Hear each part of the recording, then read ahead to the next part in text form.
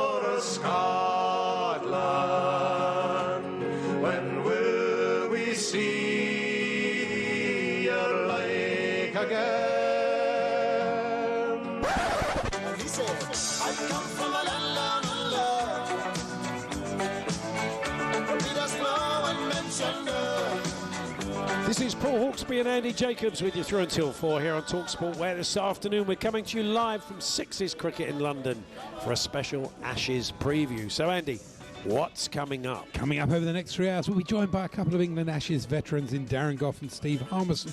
Of course, we're duty-bound to give the Australian perspective too, which is why comedian Felicity and resident cricket boffin Jarrod Kimber will also be here. The Barmy Army's founding fathers will also join us before they jet off to Oz. Just two of the predicted 40,000 England fans will be heading down under for the series that gets underway on Friday. And Drive's very own Darren Bent will also be popping in to talk football and try his hand in the nets along with the rest of us at our Sixes Six-Ball Challenge. And talkSPORT's Sam Ellard, who was absolutely hopeless, will be out and about chatting to the punters here at Sixes and getting their Ashes predictions. Absolutely right. 5 minutes past 1. Good afternoon, everyone. Good afternoon, Andy. And despite that intro that wiped away the flower of Scotland and took over when men at work, we got to talk about Scotland to kick things off. Yeah, tremendous. It was classic Scotland, except this time they won. when it went to 2-2, thought, this is going to be another funny Scotland night. But fair play to them. It was. We were both having a sort of WhatsApp exchange with a mate of ours who's Scottish and a Scotland fan, and he was just feeling it all the way through, just waiting for it to go wrong. But for once it didn't, which was fantastic. I mean, I was surprised. I mean, it's very hard not to get invested in a game that's that good. So when Tierney scored that goal, I was up out the chair. Yeah, me too. I've got no skin in the game, but I think it's great. I mean, the Tartan Army, we know Ali Ross very well, who's a Tartan Army regular, and the tournament would be better for them being there, actually. Yeah, so that makes a huge difference. I only hope we don't play them in the World Cup unless it's the final. Yeah, well, yeah. Because you know what they're it's like, generally Scotland. 0-0. They absolutely stink the whole tournament out, but they'll play against us. They'll play like they're playing like it's Brazil 1970. You give one hand, congratulations, well, Scotland. you know what they're like. You stink the tournament. Now. Well, it's anyway, quite a possibility. Delighted to have them there. Well done to Wales as well. Big result for them, so they get a better playoff. Hopefully, playoff draw tomorrow. We'll be right across that on talkSPORT for you. But fantastic. If we can get a couple more home nations, Republic are still in the mix. Northern Ireland's still in the mix. I'm glad the international breaks are out. I've had enough of it. It's been a good one. There's been some amazing moments. Yeah, but now we get a nice run at the real thing. Well, we're here. Our focus predominantly today will be cricket. Yes. Because the Ashes gets underway early hours of Friday morning, and so we're bringing you a special show today from Sixes. Now, if you've never been down to a Sixes before, they're a great idea. They're just a little sort of social night out with pals or your partner or whatever. You can come along, have something to eat, have a couple of drinks, and have a net. You go into the nets, and they have bowlers of varying quality and varying pace. Come at you, don't they, Andy? They do. And the idea is, you're not bowling at sixes, you're batting at sixes. Yeah. So you're facing a sort of digital bowler. You've seen him, yeah. It's quite handy. Yeah, it is quite good. And there's a lot of cricket memorabilia I noticed around the place, and there's an amazing shot of an old batsman. He obviously was quite good in his day, but he's got a gap between his bat and pad so wide, it's unbelievable. I don't think he'd be doing one of those Sky clinics, would he? No. But the good thing about it is you can go from pies, basically, someone making it very easy for you to hit the ball, or ultra quick. As you said, Wakar Yunis that's quite bowling, tricky, which really. none of us decide. So what we did, we've had a go earlier on today. All of our guests, including Darren Gough, including Steve Harmison, and Felicity Walden, everybody who's going to come and see us today, hopefully are going to have a go at trying their hand at sixes, but none of them will be worse than Sam Ellard. Well, I'm afraid this is the story so far. We all had a go a little bit earlier on. Myself, Andy, Jon Norman, our cricket correspondent. John impressed me. And Sam Ellard, also one of our top cricket team here at talkSPORT. And we had a kind of, I call it club bowler. And he's mainly a spinner, isn't he? But he's got one incredibly fast ball, and you don't generally know when it turns up. He didn't have a beer gut, though, so he wasn't totally he wasn't accurate. slow left arm. That's right. It wasn't village. But he looks the part, he comes in, and it moves a bit, but not much, does it really? Not as much as Sam made it look like it moved. You would have thought it was like Warney to Gat. The way he was playing and missing. He'll never live it down. Anyway, this is, you probably gathered, he didn't come out of it too well. So I had to go first, and I got 12, which I was quite happy with. Andy went in afterwards and got 9. Not bad, considering I can't see the ball. No, that is obviously make a bit of a problem. Jon Norman, our cricket correspondent, went in then. A lot better than his bowling. I remember watching him bowl. Not good. God, blimey. Okay. Missed the cut surface, if I seem to remember right. Everybody's getting it today. Well, Jon Norman got 13, so he took the lead amongst the team. He obviously has a batsman. I never realised. And then Sam Ellard went in, who I had high hopes. And Sam went in to have a go, and he got 0. Well, he got 2, and then he was bowled. And when you're bowled, you lose runs. You lose 2 runs. So he ended up with 0 points, which is, I think, basically, he should be sacked. I mean, there's 03717. Should a man who claims to be one of our top cricket correspondents get 0? No, he shouldn't. Anyway, if you get a chance to come along to a Sixes, they're a lot of fun all over the country, of course. So Harmy's going to have a go, as we said, and Darren Gough as well. I brought in a selection of memorabilia today. Lovely, yeah. For Australia. All of it bought by you for me, actually. That's right, yeah. It's this is the baggy green. Originally, do you remember you tried to buy one and they said, "No, they got very snobby." I did a tour of the MCG. And I said, "You sell baggy greens in the club shop?" And like his monocle, "You think they're snotty at Lord's? Go to the MC." Oh, they're right up themselves there. Yeah. Oh dear. So he said, and he just kind of said the monocle fell out of his eye. And he said, "Sir, the only way you can get a baggy green is by playing for Australia." So I come back and I found one on eBay for 14 quid. Tremendous. So I can't wear it. So though. much That's for the that only thing. theory, mate. I love it. It's part of my memorabilia collection. But Yeah. I've never actually put it on. Why do you think it's bad? You're not going to put it on today. No, do you- no, it's- that would be really bad luck. And I've got this, which I'm hoping we'll see a lot during the Australian innings. This is Daddles the duck, and Daddles, is he still making noise? No, I think his battery's gone. it's a bit like his own. When someone gets a duck on was it was it ABC? It was one of their channels. Channel 9. Channel 9, that's right. When somebody gets a duck, Daddles walks. I mean, if that humiliation's not enough, put it in front of let's Sam put it in Ellard. front of Sam Where Ellard. is he? Walk it across Sam like that. Daddles. Never live it down. Finish. Basically finished as a cricket correspondent, but no pressure. So anyway, yeah, that's Andy's memorabilia. Anything else? Well, I got this amazing. I dug up one of my Wisdons. Look at I've got quite a lot of them. They've got a bit about Harmy in there, haven't Yeah, they? they have, and it's really interesting because we all get to know Harmy as a great correspondent, but you can forget what a brilliant cricketer he was. Oh, yeah. And this description of him, I found fascinating because I'd forgotten how. You're going to run it past him fierce- later. Well, I could do. I think it'd be nice. Do you think I should run it past him? I'd run All it. right, I'll It's run like it this past. is your life. We'll do that a little bit later on. If Sam is still on the payroll, he will be out and about chatting to the punters that he's just come round the corner. Look at that. Look, he doesn't look happy. Where doesn't is look happy. There he is. Look, here's Walk Dad of shame. waving at you. We'll get him on. We'll get him on later. He can talk us through the over. Anyway, lots to come. Lots of cricket chat. Plenty of football chat as well because we know We've got to, I just thought we've got to recreate it. We'll get Sam to stand in front of the camera. I'll be below. You won't see me. And you'll just have Daddles across the screen. Okay, yeah. We'll do that later. Good stuff. We are going to chat to the boys from the Barmy Army.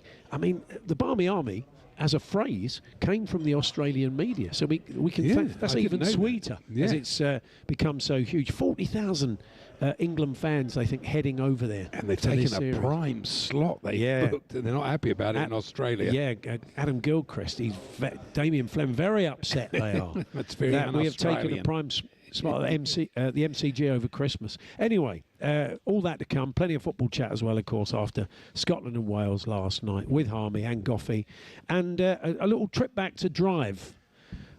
Adrian has kindly dredged up a couple of crackpot theories that Gough had over the years, and he had many of them on Drive on their years together. So we'll run those past Gough and if he still believes what he said all those years ago. So, live at 6's this afternoon. And we're here with our very good friends at Toolstation. You can check out Toolstation's unmissable deals, great offers on hundreds of trade brands. Next stop, Toolstation, and next up, it's Steve Harmison.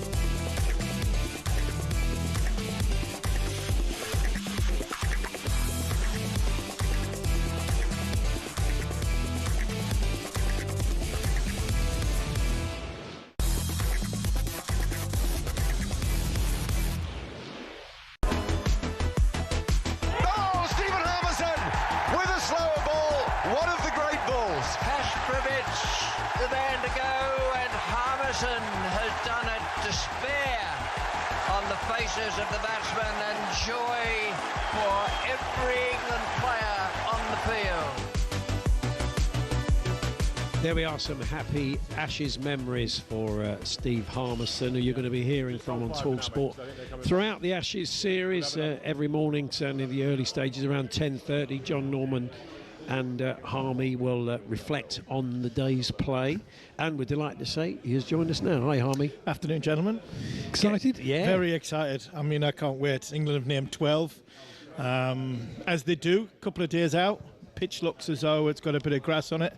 I expect that to be shaven off, and I expect this pitch to be a good one for 3 days, deteriorate off the back of that, and I think, you know, it just looks a magnificent stadium. It really does. I mean, I've not been there or played in there. I'm a little bit torn because the Wacker is so much of an iconic ground. I'm sure Jarrod will tell Felicity more when he comes on, but you miss playing at the Wacker because they've got the grass banks on either side, and the wind howls in down one. You know, if you're bowling from the sort of sea end, the wind is right up your backside and it howls, brings you in. But this stadium looks an absolute picture. It's more of it's a bowl, isn't it? So it's a kind of mini MCG. It is, mini, yeah. holds about 60,000. 60,000, yeah. But everything I've heard from but that probably will affect the Fremantle doctor. And yeah, all it will. Won't it? I don't think it'll allow much of it in. So I think that will certainly help the bloke who's bowling into the wind. Yeah. I never had that, to be honest. It was always Hoggard. Yeah, go on, Hog, keep going. But no, it looks a magnificent stadium. I've heard from multiple people that it's a brilliant viewing ground for spectators. So, on the field it's going to be a spectacle, but apparently off the field it's going to be a great viewing. I was interested to hear you say that we were chatting before the programme started about the pitch, that you felt it was going to be a quick pitch because it's always quick at the Wacker. You think this will be the same? Yeah, I think it'll be the same. I think if anything, the nets have got anything to go by. I mean, the nets at the Wacker used to be one of the best surfaces in Australia, never mind anything in the middle. The nets were beautiful to bat on, fast, bouncy. They looked bouncy in the nets at the Optus, and by all accounts it's going to be, apparently it's hard underneath, it's got grass on top, it's hard underneath, and by all accounts the grass is going to come off and it will go through nicely. There's been a brilliant bit of pitch kidology by the Australians. Yeah. Steve Smith has suggested that you've picked all these fast bowls, you're wasting your time. Yeah. I was thinking we should have picked old Jimmy. We get him back. Send Jimmy. Send for SOS for Jimmy, and his Wokes his shoulder all right. And, no, I think England have got an attack. I think to take 20 wickets, and that's always a challenge in Australia. I think England will play 5 seamers. I've got no doubt. So Bashir won't play? No, I don't think Bashir will play. I think Do you think England Australia will play Lyon? Yeah, I think they have to play Lyon off the back of Hazelwood, right? Being out as well. I think Lyon gives you the experience. It gives you control on it. That's the difference. Yeah. It doesn't go for a lot of runs. I've never really been a big favourite of having 5 seamers. I'd never ever seen a point, because if 4 can't do the job, 5 can't. Yeah. But I think there are just certain circumstances that you 5 seamers makes a more logical sense. And what I mean by that is Stokes's body, you're trying to sort of look after and protect. Wood's body, you're not sure off the back of coming off, pulling up in Lilac Hill and not playing since sort of February, March. You're still not sure on sort of Jofra or his fitness battles coming in. And you are basically saying, well, what you're going to get out of the spin bowler, and if it is going to be Bashir, which they've obviously picked in the squad, Bashir might go through that the whole 5 days and not bowl a ball, really, because the pitch is a good pitch and it's going through and it's carrying nicely. If that's the case, you might as well have Mark Wood, because Bashir's not going to give you anything with a bat neither. So I think it's people might think it's a little bit of gamble. I think it makes logical sense in this Test match to play 5 seamers with the question marks on the bodies, and you can protect them, because top order wickets in Australia, I wouldn't say they're easy to come by, they're not, but lower order wickets are very, very difficult to come by when the ball goes soft on a good pitch and the old Kookaburra ball. So having pace through the air of Archer, of Stokes and of Wood, I think makes a huge amount of sense. Especially with Wood, because you want to bowl him in short little bursts. That's when it's really effective. And he gets to speed so quickly. Yeah. He will. His first ball will be at 90 mile an hour, and he'll his second fly ball, in. he'll fall over. Yeah. He'll fall over. He'll fall over, and there will be times where England have to look after him. And I'd imagine the kidology stuff from Australia will be. And if I was Australian captain, I'd be saying to the match referee, I'm not sure who the officials are. I was trying to find out before. But if it is somebody like Jeff Coe or Crow or Ranjan Manigali, I'd be saying to the third umpire, the referee, he can't come off. He hasn't played since February. He pulled up at Alec Hill last week. He can't come off. So Mark Wood is literally going to have to be on the field for every minute of the day, because any chance of Mark Wood saying, I need to go off for this, they'll try and stop him, because that's the little sort of gamesmanship I would be doing if I was in Australia, the Australia camp, or if Ben Stokes had a Pat Cummins or a Josh Hazelwood going off the field, I'd be saying, no, he's coming to this game with a bit of an injury. You can't go off. There was a feeling with Jofra that with all the injuries he was picking up and his body letting him down, that maybe he'd go down that route of franchise cricket and just, But he really wants to be here. He's worked really hard to be in these Ashes. He's massively committed to it, which is great, isn't it? It is, and that's the beauty about. Because he's laid back. And let's be fair, he's from Barbados, and they're all, he's always laid back, and the character that Jofra is, and people look at him and they do have that perception of him that he's not that bothered, and he doesn't really care. I've met Jofra on 2 or 3 occasions, and every time I meet him, speak to him, I come away from a conversation of a guy who wants to play cricket for England, who wants to play test match cricket, who wants to be the best version and play the highest standard he possibly can. And I always come away and try and explain to people that Jofra Archer has had a body letdown, like Pat Cummins had a body letdown when he was 19. It took him 5 to 7 years to get him back to where he was.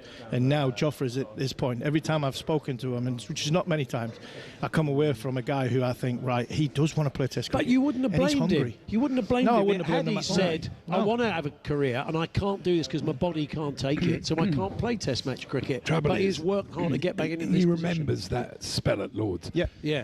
Which I was there, and it was one of the best spells I've ever seen in my life. And you don't get that in franchise cricket. No, you don't. And I think that's what Jofra, the perception of Jofra and the actual reality is that this is what we've got from a guy who is extremely talented, and he's just laid back. It's just the way his demeanour is. I was laid back. I looked as though I didn't care, and I didn't have a care in the world, but it didn't mean that I wasn't caring. I did want to play, and I wanted to be the best version. And I think we're starting to see now. I've said a few times leading into this series, it wouldn't surprise me if Jofra plays in all 5 test matches. It wouldn't surprise me if Jofra plays while this series is alive. If it gets to the back end of the series and the series is done, he might get left out in a rest. But I think while it's alive, I can see Jofra playing, because the best thing for him to do would just be to keep bowling, keep progressing them overs. And in this situation where you've got 5 seam bowlers, it actually works having, you bowl less overs because there's a lot more bowlers, which hopefully will make them durable. They won't play every test, the 2 of them, will they? I mean, it's only the second test that the 2 of them have started. When you consider they've been in and around the team for such a long time. But I can see Mark Wood playing this one. I can see him possibly playing Adelaide. And then where the test series is will determine whether Mark plays Sydney, Melbourne and beyond. But I think while the series is alive, I think Jofra will be a must. I think he adds to the depth of the tail as well when it comes to the batting, because small margins in this series could come down to the fact that England's batting unit from 8, 9, 10, 11 could get 40 to 60 more runs than what Australia's 8, 9, 10, 11. Yeah. That could be the difference Cummings in a test match. In late order is always difficult to get out and get runs. Very much so. Very much so. He's a big loss for them because he's their captain. But that number 8 spot, him and Stark 8 and 9 is they're two difficult cookies when it comes to the batting department, because they could both bat. But now you're probably going to have Doggett, Boland and in line at number 11. The 3 of them are number 11s. And that, for me, is where England, I think, could potentially capitalise with what England have got coming 8, 9, 10. That's a good point. Now, you're going into bat now. Apparently so, Mentally, you're feeling good? You're ready to go? You've had a little practice. I have had a little practice. I didn't last time, but I have this time. Just because I embarrassed myself last time, I'm going to probably go and do it again. We've all had a go, and Jon Norman, who you're going to be doing obviously all the following on podcast around the Ashes and stuff on the YouTube channel, he got 13. So you don't want to be getting less than that. No, I don't want to be getting less than 13, but I have heard a rumour that Sam Ellard got 0. Oh, so, yeah, well, it's not a rumour, it's fact. Is it fact? Oh. Yeah, I think it was already in the papers. Oh, well. So the Aussies, it's on the back, it's the Western Australian, it's on the back page already. So good luck, Harmy. Thank you very much. People will be able to witness that as well, and we're going to get you back afterwards and see how you did, and then keep talking cricket. And but for now, thank you and good luck. Pleasure. Have a good knock. With Steve Harmison off to the nets here at Sixes. And as we said, for all the Ashes content, subscribe to the talkSPORT Cricket YouTube channel and the following on podcast feed. 10:30 after these first 2 tests, Jon Norman and Harmy will be dissecting the day's play. Darren Gough joining us for a chat a little bit later on. He'll also have a bit of a bat here at Sixes. And just to let you know, there's no better place to scratch that cricket itch than at Sixes. Sixes Party Cricket is the ultimate festive night out with great food, great drinks and proper cricketing fun for groups of all sizes. We'll get the news headlines next.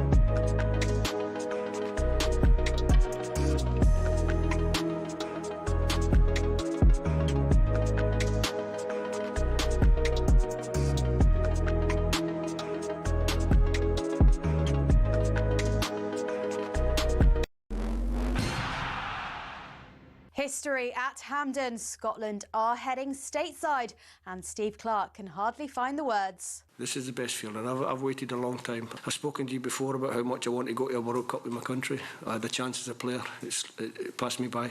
A 28-year absence from the Men's World Cup finally comes to an end, and former Scotland midfielder John Collins believes no one deserves this more than Clark. It's been 4 years, 8, 12, 16, 24, 27. Here we are. At last, we can put it to bed.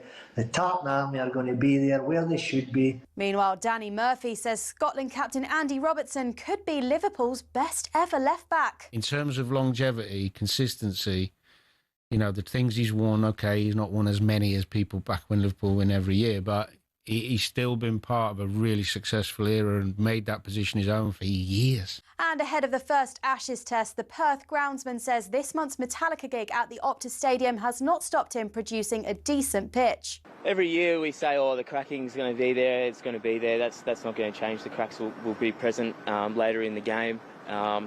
What I really knuckled down this preparation is ensuring that pace and bounce is spot on for day one to ensure that even battle.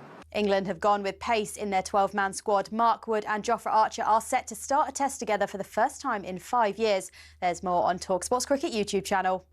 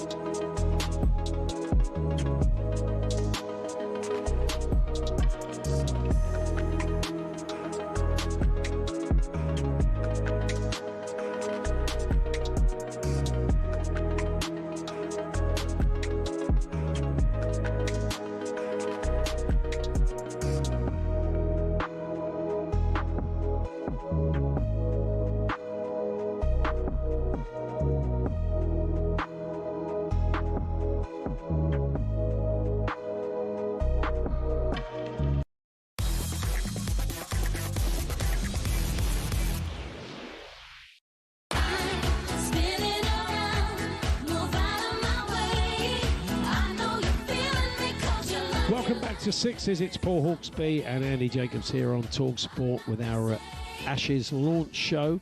And one of the great things about Sixes is that you can go and have a net and face bowlers of varying quality. We've set our sort of middling, fair to middling spinner that we have with the occasional quick ball. We've all had a go. Myself, Andy, Jon Norman and Sam Ellard. Sam is now watching Steve Harmison, seeing how it's done. Harmy's had a practice, which we didn't have, to be fair. Had lunch and a couple of pints. They have had, that's true, that is very true. They've had a big lunch. Anyway, Sam, over to you. Let's see how Harmy gets on. Yeah, let's find out.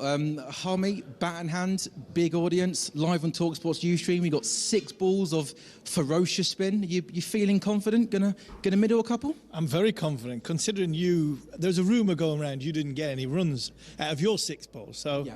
I mean, I can't do any worse than that, so happy days. This is not about me. This is about the former England internationals, your Steve Harmisons, your Darren Goughs. Back in the day, spin scene, did you have a preference of what you preferred to face? I would much rather face Shane Warne than face Brett Lee, especially at Perth, because Shane Warne could make me look foolish. I mean, Brett Lee could really hurt me. So I did face Brett Lee once when he was bowling, when he bowled that ball after Alex Tudor. And he hit in the face, and it was a scary thought. 9.5 minutes it took to get back to his mark for me to then face the next ball. That was an extremely long time. Yes. Well, thankfully for you, there's going to be no seam today. We got 6 balls of some spin. Ready to go? I'm ready to go. All right, here we go. Steve Harmison, bat in hand. We're going to close the cage door. We're going to fire up the bowling machine, and let's see how many runs Steve Harmison can get. We've got the likes of Darren Gough, Felicity Ward, Darren Bent to come in the nets a little bit later on. And Harmy, bat in hand. And here we go. First ball about to come. A little bit of spin. And here we go. Bowler comes into Steve Harmison, who comes forward. Oh, and goodness me, that is absolutely glorious. A full ball, slightly over-pitched, and Harmy smacks that bat down the ground for a 4. So 4 runs from the first ball. Second ball comes in this time. It's another full ball, punished by Steve Harmison, back down the ground for another massive 6. 10 runs from the first balls, and this time he sees a full ball, he goes to the big shot, he gets absolutely none of it. Come on, Harmy, eyes on the ball. 4th ball, and that's hoiked in towards the leg side, maybe pierced the fielders on the leg side boundary. Hoiked. That was a hoik, Harmy. 4 runs though, 14 runs and 4 balls. Oh, bowled him! It's a quicker ball out of the front of the hand from the spin bowler, and it cleans up Harmy, so he's going to lose 2 runs. He's on 12. Final ball then. What's Harmy got in the locker? Oh, it's a slightly slower ball. It spins away from Harmy, and he gets nothing on that. So Harmy, it started off good. 12 runs from 6 balls. Could that be a winning score? No. I fear Darren Gough was going to get more than that. My eyes lit up though, just slower. It was like you were like a sweetie shop. My eyes just lit up, and I thought, I can hit this too hard, and I tried to hit it too hard. The first 2 glorious drives down the ground. That was a hoik into the leg side, wasn't it? That was a bit of a slog, no? Culture. Bottom hand. Yeah. I mean, bottom hand comes in. It's culture. Modern world, franchise world. You've got to play them shots. The big question is, how on earth did Steve Harmison never score a Test match 50? Goodness me. Monty Panesar ran me out. Are you still not over that yet? I would get a Test match 100 if it hadn't been for Monty's, doziness in the middle, shall we say. But no, batting wasn't my strength. I was there for a good time and not a long time. And as I've just proved, I've just had a good time. And thankfully, I'm not here for a long time. Well, Paul Andy, Steve Harmison first in the nets here at 6. He started off with a glorious straight drive down the ground for 4, then a lofted drive down the ground for 6. 10 runs from 2 balls. He ended, though, with 12 runs. Will that be a winning score? We'll find out throughout the course of the afternoon. Thank you very much, Sam. No, it's not. It's John. John's got 13, so Jon Norman, his partner in crime on the podcast, 13 runs, so Jon Norman stays in the lead. But that could change. The last thing we need, we got Felicity Ward having a go later, and quite possibly our next guest. Last thing we need, the Aussies winning the old Sixes Challenge today. Jarrod Kimber, one of our top team, joins us. Hi, Jarrod. Hey guys, how we doing? You going to have a go later? Yeah, if I'm allowed. Oh yeah. I can't promise it'll be any better than Harmy, but I reckon I can beat Sam. How's that sound? So we asked Harmy the question: is he excited? How excited are you? Look, it's the Ashes, isn't it? This is the first time since 10-11 where I've been like, well, England can realistically win this series. And there aren't many of those sort of occasions that come along. And, with all due respect, it might not happen in 40 years' time. So this is a chance where, as we sit here at the moment, with Hazelwood injured, with Cummins injured, that England has a real chance of winning the Ashes. And I think most series, when they start in Australia, that's probably a little bit pie in the sky. I just want to ask you a question about Cummins, because there's been a lot of talk about missing him as a player, but what about as a captain? I know Steve Smith's very experienced, but what about missing Cummins as a captain? Do you think they will? I think you miss him more as a bowler because he's just one of the best of all time. The thing with the captain is he's very methodical, and he does all of his work off field, and he'll still be doing all that work for them. And now they get a little bit of added tactical nous from Steve Smith. And so in the past, there's always been a bit of a push and pull with Cummins and Smith, because Cummins is like, no, I planned this, I did the homework, this is exactly how things are going to go. And Smith's like, oh, what if we just did this? And Cummins doesn't like that. Right. He likes to follow his plans. So maybe it's the best of both worlds to be able to do it that way, but you just want to be able to turn to Cummins with the ball, right? So I think it's more as a player that you're going to miss him than as a captain. I think the Barmy Army will be raiding the local hardware stores for sandpaper, though. Oh, yeah, you won't be able to find any sandpaper in Perth, I wouldn't think, over the next few days. Harmy has rejoined us. Do you enjoy that? Yeah, it was good fun. Couple of good shots. Yeah, I mean, the agricultural side of me came in as I was trying to hit it a little bit harder.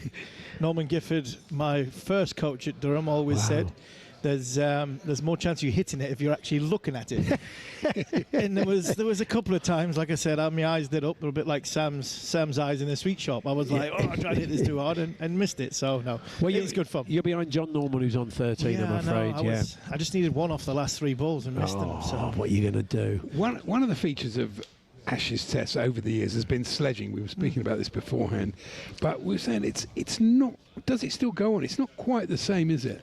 This is a weird Australian team because they're not really into sledging as much. In fact, I wouldn't say they got together as a team and said, we're not going to sledge anymore, because I think that's the wrong way of looking at it. But they sort of said, let's just try and win games, right? And if we need to say something to a player, we'll say something. Whereas the teams before, there was this whole thought, I think it was in 10-11 when they were losing, and it's like, they're losing because they're not sledging enough. And I was like, or are they losing and then they don't want to sledge because I look like idiots, right? As Mitchell Johnson did in that famous clip from that series. So I think this is a very different team. And, you know, under Pat Cummins, he's not a natural sledger. He's not going to say a lot. You know, once David Warner and Matthew Wade left, I don't think they have a natural person who's just going to be, you know, going on. There was that one day when David Warner barked at Faf du Plessis like a dog for 7 hours straight because Faf du Plessis had called him a dog the day before in the press box and in the press conference. And so there's just no one in this team that would do that, right? No. And the England team, again, there's going to be a couple of words, but the England team isn't a massive sledging side either. So I think it's a different generation. Is it because mental disintegration has gone out of fashion now? Yeah, you know, people are more sensitive about their mental health? A little bit, but I also think there's people can hear, so they're not wanting to do it because people can hear it. That's big now, and I'm not a big fan of that. I really aren't. I'm not a big fan of the stump mic being up, and I also think there's a lot of crossovers. There's a lot of crossover players. I mean, I would say 90% of the Australian team will have played county cricket in the last 5 years. So franchise cricket, they'll know each other. Big Bash, IPL, it's all of it. And like Jarrod said, it's got to be natural to you. I mean, I couldn't. I mean, I always joke that nobody understood a word I said 20 miles south of Durham, so it was a waste of time me saying anything. So, I mean, action speaks louder than words. And like what you're saying, the 10-11 side who weren't very good. If you're not very good, there's no point. Because there's no credibility behind it. Yeah, Warne was very, very good. The mental disintegration. You talk about Warne and the sledging stuff. Warne's was gamesmanship. You'd have a conversation with Adam Gilchrist from 25 yards away. Yeah. And the two people in the middle of that conversation were the ones that were talking about. Yeah. But they weren't talking to them. But boy, could they hear them. You know, I mean, talking to Ian Bell, telling Ian Bell that his front foot's fallen over, while Adam Gilchrist is telling Shane Warne, no, it's not his foot, it's his head. And within 2 minutes, Belly's doing the okey coke, thinking which one's which. That's not sledging. That's fair enough. That's a bit of gamesmanship. Yeah. And I think you still get that sort of stuff from the Australian team. But the difference is that Cummins, when he was in charge, is not big on it. Steve Smith's not a big sledger either. And Tim Payne was one before that, but Tim Payne was barely in the side. Like, he wasn't going to be the person that pushed that. So you do need someone. There was a point at time when Matthew Wade was brought back and the Australian selectors all but said we need a little bit more voice in the field, and what they were really saying is we need sledging. I just think as a team they've moved past that. They just want the best players playing now, right? And then the best players will put pressure on and will do that gamesmanship without any and need England have got a couple of terriers. They have got a couple. Harry Brooks not shy of a few words. The captain himself is not shy of a few words. Biggest one, who's not on the field, but he identifies it, and that's the coach, McCullum. We've seen in New Zealand. We've seen in India, but we've seen in when they played against India here and in New Zealand, that there was one or two players that they felt were quite vulnerable to the chat. And the camera's seen McCullum going to Brook and to Root, and he was like that, get into them, and he was using his sort of fingers to say get into them because they're not the sort of strongest. So if it's needed, I think England's got more in their locker than what Australia's got, because I think it's more natural to some of the England players, but I don't think it's going to define a Test series. Will there be? We've got to move. We have got to move on. Harmy, you're going to rejoin us later for a chat. Jarrod, be great if you can go and have a go. Okay. And then we can add you to the list. Zero. Was it zero? Zero. You've got to be. Just checking. Zero. Yeah, that's it. That's it. So I might just block one and just get a single. And you're going to pop back with Felicity Warne. We'll have a bit of a Aussie corner a little bit later on and talk about some of it. We got the back pages of the Australian papers today, so we'll talk about that with you guys. And Felicity, massive cricket fan, so we'll be chatting her, getting some Ashes memories from her. But we're going to talk to the guys from the Barmy Army next. Quite the story, really. They're taking 40,000 England fans this time heading to Oz for the series. So we'll be chatting to them in a few moments' time. We're here as always with our good friends at Toolstation. You can check out Toolstation's unmissable deals, great offers on hundreds of trade brands. Next stop, Toolstation.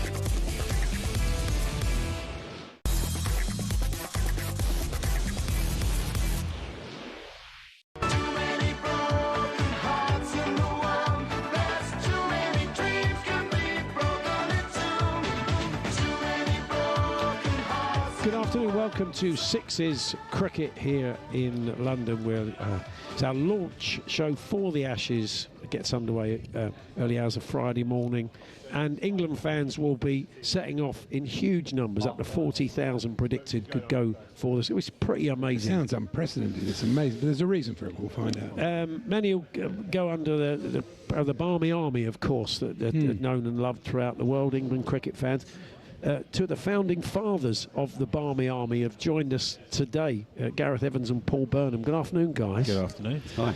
Wow. So, I mean, I was reading a little bit about the birth of the Barmy Army today, Gareth, and see that it was an Australian newspaper that came up with the phrase. Well, yeah, sort of. I mean, we were using a lot of sort of football, soccer chants, and I can't remember what team, Wolves or something like that, had a Barmy Army. Sheffield Wednesday. That's it, yeah. And we took on the Atherton's Barmy Army thing, but yeah, it was the press that named us the Barmy Army sort of after those chants. And did you latch onto it straight away, Paul? Did everybody think, yeah, that's great, that's what we are? Yeah, I mean, one of the main songs had the Barmy Army chorus, which we proceeded to sing for long periods of time. And I noticed. Did you? Yeah, I think it was really designed to annoy the Aussies, but I know it annoyed a lot of Brits as well, particularly some of the traditionalists. But I think the repertoire has definitely got more varied than that, and a lot more proactive, supporting the boys as opposed to annoying the Aussies and the traditionalists. I'm hoping the Aussie Border Force confiscate Billy's trumpet. Well, Billy's no longer the trumpet. No, he's not the trumpeter. Finch is there, and he's already sneaked his way in. Oh, what a pity! Oh, he did, yeah. You're not a trumpet fan. I can't stand it. Really? Absolutely mad. Such a curmudgeon. But what do you really think? Yeah, but. The players, much more important than me, the players love it. They love the Barmy. They often make reference to it, don't they? Well, the point's always been that if you make the noise and you start singing and get behind the boys, they've all told us, the various players over 30 years now, that occasionally it makes a difference. Yeah. And when you're just a supporter and you're on the side, if you can do something that makes a slight impact on the game, it might be you get one wicket because a bowler came in. Let's ask people like Harmy and Gough, you got them here. Yeah. Did it ever make a difference to them? And I think they both tell you it did. So that's sort of the reason we've always carried on. We've had plenty of people not like the trumpet and the singing over the years, and that's always been my comment back. I get your opinion, respect your opinion. Don't come and sit with us. Yeah. Go and sit the other side of the ground. But we are going to support the England cricket team, whether you like it or not. Yeah. How lively can it get with the Aussie fans? Because I know I've been at Lord's, and it can be a bit of edge. Absolutely, yeah, absolutely gets. But equally, the respect for Australia is there. We're brothers in arms. Let's not forget. But beating Australians at sport, whether it's cricket certainly, and the same I think applies with rugby. Beating the Australians is what you always want to do because we know what they're like. But equally, the respect is there. So a few beers in the bar later. Yeah. I've never seen any scraps or fights. No. But I've seen plenty of banter, which sometimes can, in theory. But words. Everyone should be able to deal with words. It's when it goes the other way. And touch wood, that will never happen. And if anything, it actually the Aussies love the Barmy Army. Sure, they love us coming over, and of course. We always win the song contest, right? Because they actually have no songs. And 30 years down the line, they still squeak out Aussie, Aussie, Aussie, oi, oi, like a load of St. Trinian schoolgirls. So it's not great. There's not much competition on the terraces. So, it's certainly not as creative. Gareth, you were there, right at the start. I mean, you live in New Zealand now. When you watch the way it's grown and the great charity work the Barmy Army does, the amount of people they take on tour, just the whole, and the games before the Ashes with the fans. I mean, it's just huge. It's probably far bigger than when the three of you sat down and it became a thing. Oh, completely. I mean, we had, when everything sort of kicked off probably in 95, we were in the series for the whole of 94, 95, but in terms of the Barmy Army and the merchandising and all that sort of stuff, that all started in Adelaide and Perth, which is Test 4 and 5. But we had sort of dreams. I had dreams when we came back from that tour to maybe develop something that it's turned into, but it was very quiet and very cold when we first came back from that tour. No one really had heard of the Barmy Army back in England at that point, apart from sort of diehard cricket fans. But no, what Paul and the guys have done since then has been incredible. And I think we had those ideas and dreams at that time, but to see it all evolve how it's done has been incredible, and Paul's been the main part of that. People are always surprised how they can afford. So often people think they must all be kind of self-employed tradesmen. Must be plumbers who work for 6 months like a dog and then have 6 months off to watch I know cricket. we all look the same, sunburned, bald head, typical Brit, but it's actually different people. Yes, yeah. So the ones that you see that are the same, like the trumpeter or Vic Flowers, who used to wave the flag, and I can't mention who his lookalike was these days, but so you had, I don't know, 10 to 15 people over the years that have more or less been paid to go away and to help. But everyone else is just different English people. I think the average number of tests per Barmy Army member tours is just over 2 tours. Right. And the number of times that people, I think the average is something like 10 test matches that people do in their life. Then something happens, maybe they get married but people get addicted to it for a while. They tend to tick the box, like Australia, South Africa, West Indies. Great places to go, right? They tend to do that, and then most people drop off. They get married, then we're seeing quite a lot now. It's just how long I've been doing it, but there's now people coming along that come and shake my hand and, I'm the son or daughter of the guy that was on the trip. That's brilliant. And you suddenly realise it's gone a generation, right? So it's, I know it is a family. It's great fun. Yeah, I know the the Barmy Army can be quite intimidating. So I was playing in a Bunbury game, and the Barmy Army happened to be there. It was at Hove, and I chased the ball to the boundary, and it may have touched the rope. It may have touched. Spirit of cricket. Oh, did I got a bit of Aussie blood in you? Oh, Bunbury's always cheating. Well, that's fair enough. So that's why you don't like. Was it the trumpet player? Is that why you got an issue with him? It probably was. Just on the Bunburys, what a man that was, David English. Oh yeah, tremendous guy. And we played the Bunbury. There's actually a gentleman over there that's just come in who's a Bunbury, so fondly remembered. And David, bonkers as a guy, but what a love of cricket that man had, and inspired me a few times and said keep going, because it's been quite tough sometimes.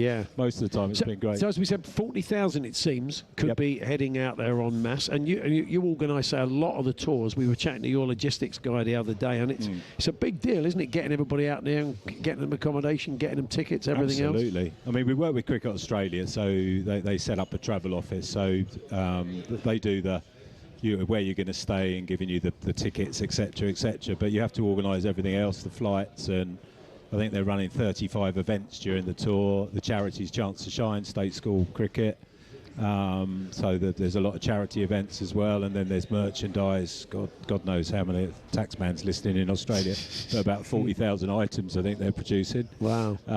So everybody wants that shirt. I was their shirt, so it's a massive organisation. I used to do it, which is probably why I'm sat here, because it ended up a bit pear-shaped with my organisation. But no, they do a great job now, and we brought the youngsters in. I sacked myself a few years as operational. We got 30-year-old guys doing it, which is... they got the energy for it. We need the energy. Well, lovely to meet you both. And congratulations, you set up something that's been pretty special and lives on, which is brilliant. What a lovely legacy to have for the both of you. So, well, safe journey back. You'll be watching from New Zealand? Well, I'm here for the first test. Right, okay. And, I'll be back at home for the others. Fantastic. And you'll be going out to Sydney? Going out to Sydney. Celebration test, Enjoy. Thank you, guys. Thank you very much for coming. And Gareth Evans and Paul Burnham, they're two of the founding fathers of the Barmy Army. Just to let you know, it's more Ashes build-up tonight from 8 o'clock on kick-off. Sam Ellard, Darren Gough, Jon Norman, going to bring you a full preview of the entire series. We're going to get a bit of an Aussie angle very, very shortly on this Ashes. Felicity Ward, comedian and massive cricket fan, joins us for a chat in a few moments' time.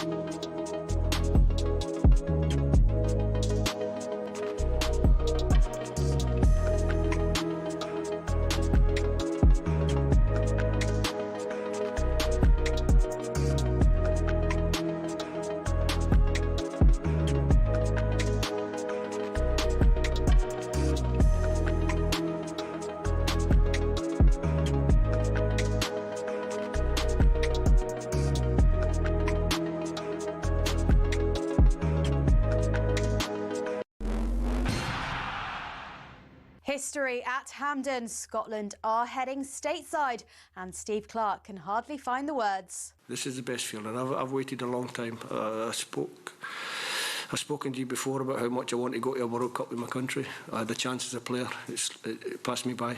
I'm going to enjoy myself tonight and tomorrow night and the night after that. A 28-year absence from the Men's World Cup finally comes to an end, and former Scotland midfielder John Collins believes no one deserves this more than Clarke. It's been 4 years, 8, 12, 16, 24, 27. Here we are. At last, we can put it to bed.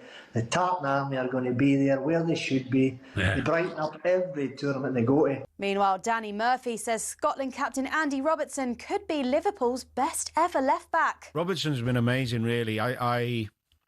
He's back in the team now for Liverpool for a reason, because they know how reliable he is. And in terms of longevity, consistency, the things he's won, okay, he's not won as many as people back when Liverpool win every year, but he's still been part of a really successful era and made that position his own for years. As Wales made the playoffs, Harry Wilson says the Cardiff Stadium will intimidate whoever they get.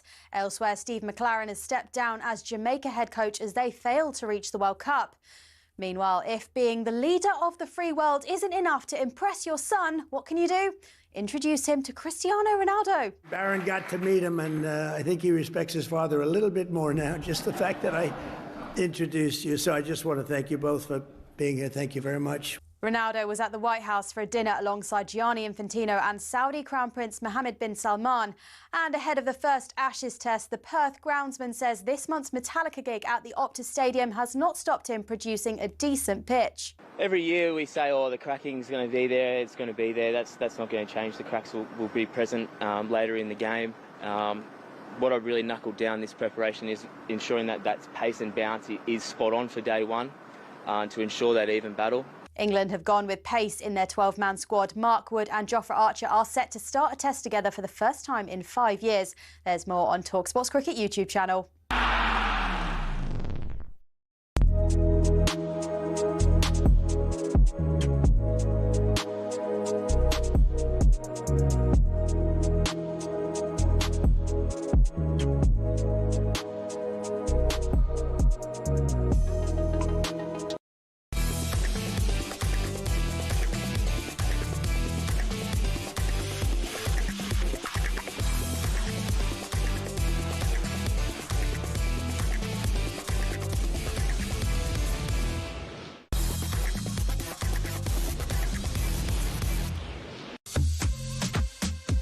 Can you hear the noise, Sags? Can you hear the noise? 6 follows 4, and Stokes goes past 100. Ben Stokes facing Cummins, cuts away, and he takes the 4, but wins the game for England.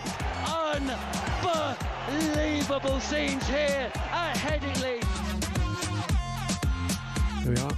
A jubilant Jon Norman there. We didn't win the series. We didn't win the series. Let's just brush over that. Oh, yeah. We said we're going to look at... we're live from Sixes. It's Paul Hawksbee and Andy Jacobs here, of course. Live from Sixes Cricket in London. And we're looking ahead to the Ashes. It gets underway the early hours of Friday morning. It's been predominantly England so far. Jarrod Kimber joined us for a quick chat. That doesn't seem fair. There are two sides. Let's be honest, there are two teams in this game. Not in England, there isn't. No. And let's holding up the Aussie end once again, and Jarrod's going to rejoin us later on. Felicity Ward, comedian and actor and massive cricket fan. Good to see you again, Felicity. How are you? Absolutely delighted to be here, and thank you for just playing that game-winning moment. Yes, that's a pleasure. I love that you're trying to psych me out. I'm not even playing the game. So, how did you get into your kind of New South Wales, not a million miles from Sydney? So, No. is cricket in the blood? Was it in the family? I feel like anyone who has cricket in the family, you've got to make your kids watch it before they understand what's happening. And it's a slow brainwashing that happens before they've developed their own sense of taste. And if you are trying to get close to your father, that's absolutely what happened with me and my sister, that we would just sit there for 6 weeks at a time over summer and watch it. And now we are part of the cult and we can't get out. So it's ashes till I die, I'm afraid. But cricket has a different role in Australia. I mean, I'm a big fan of Neighbours. Yes. Which is, of course, a very typical... You would be surprised at how many people still say that. People are like, I love Neighbours. I'm like, we don't. No, Andy's massively into it. But one of the features in Neighbours is the sort of the square when they play cricket. Yes. That's always a big thing, especially on Christmas Day and things like that. Yeah, I mean, we play it everywhere. It's always shocking to me when I first came over here that cricket was like a posh game, that it was for people, for middle class people, where like every scumbag in Australia plays it. It's on the beach, it's in the garden, it's anywhere. I mean, we have more space to do it, but it's an everyman's game. It's, I suppose, the same role as football play is over here. Sure. Yeah, that's what it is to us. Have you been to Ashes Test? Have you gone along to games? Mate, let me tell you one of the most devastating moments of my life. My sister and I in, 2006, when Shane Warne was going to get his 700th wicket, we cancelled Christmas. And my sister and I flew down to be in Melbourne. We had Christmas in Melbourne with, I don't know, some reprobates. And then we were like pumped. Day one, he was on 6.99. My sister and I are in the crowd where, every time he runs up, everyone goes, "What?" Ooh. And he does that about 4 times. And then, I promise you this is relevant, there is a soft drink called Pasito, and it's like a passion fruit flavour. I hadn't heard of it since the 80s. And my sister leans over to me as Shane Warne runs up and says, "Do you want a Pasito?" And I said, "Do I want a can of Pasito?" And then 100,000 people took to their feet, and I had to watch Shane Warne get it on the replay. Oh, no. Absolutely devastating. So have you seen, it's quite triggering if you see a can of Pasito now. I've never been able to touch passion fruit again. I start shaking. Wow. Did you play, Felicity? Did you ever play or not? I think I played a little bit in high school. Like again, it's not something like, this is my experience anyway, culturally how different it is, that you don't like, that girls in high school don't really play cricket. Like it was sort of, that's my understanding here. I mean, unless they like join a team, whereas we played co-ed, and I mean, I was absolute, I can't say the word on radio, but let's just say it wasn't good the way that I played. I can, I think you're going to get a bat later on, of course. If I haven't already traumatised myself with that information. I think that one of the differences is that like, the Australian cricket team could walk down this street and people would, they'd either not know who they were or just politely sort of acknowledge them. Yes. Whereas in Australia, you get the feeling from the players that everybody in the street's got an opinion. Harmy was saying, even when you arrive at the customs, the bloke's saying, "You're rubbish." You go, yeah. Mate, well, I mean, we're very mouthy people, just in case you hadn't picked that up. Like everyone does. I think... again, and I suppose if you're from London in particular, nobody talks to anyone in London. You're not allowed exactly. You get kicked out of the country.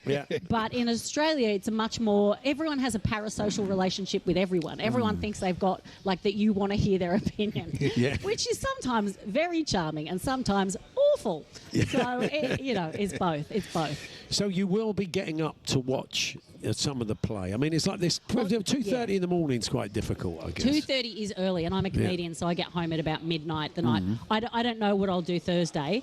Do you know what? Now that I've thought about it, it's very exciting. The first game I'm very nervous about, being at Optus, not even at the Wacker. That makes me very uncomfortable. Not at the Gabba. And my biggest concern is, in the tight turnaround, are we going to be able to find enough qualified, verbally abusive alcoholics for the crowd? I don't know. I don't know if Perth has that, that level of unhinged that Queensland does. Because as you know, that's basically the 12th man is the Gabba crowd for the Australians. I'm concerned that we haven't got Cummins and Hazelwood, obviously, but we do have our quota of 1 Mitchell. I don't know if you know this, but we need to have... You have to have 1 Mitchell. Since 2007, that's been the rule. And 2013, I think, was the only Ashes that we didn't have a Mitchell, and we lost 3-0. So... Is it still a popular name in Oz? Is there still a lot of Mitchells out there? No, not at all. So the Mitchells could die out, isn't it? It is. Yeah. They're a dying breed. I mean, since 2007, we have had Mitchells in the team every year except 2013. So we're carrying on the tradition. I think there's another Mitchell coming up. So we've only got to keep one of them. You've got a Scotty. It's always nice to have a Scotty. You've got to have a Scotty. Yeah. That first ball is always so crucial. It often sets the tone. I don't know why it shouldn't do. It's just one ball. I know. But it does. So I feel like I'm hoping my prostate kicks in, that I sort of wake up. Okay.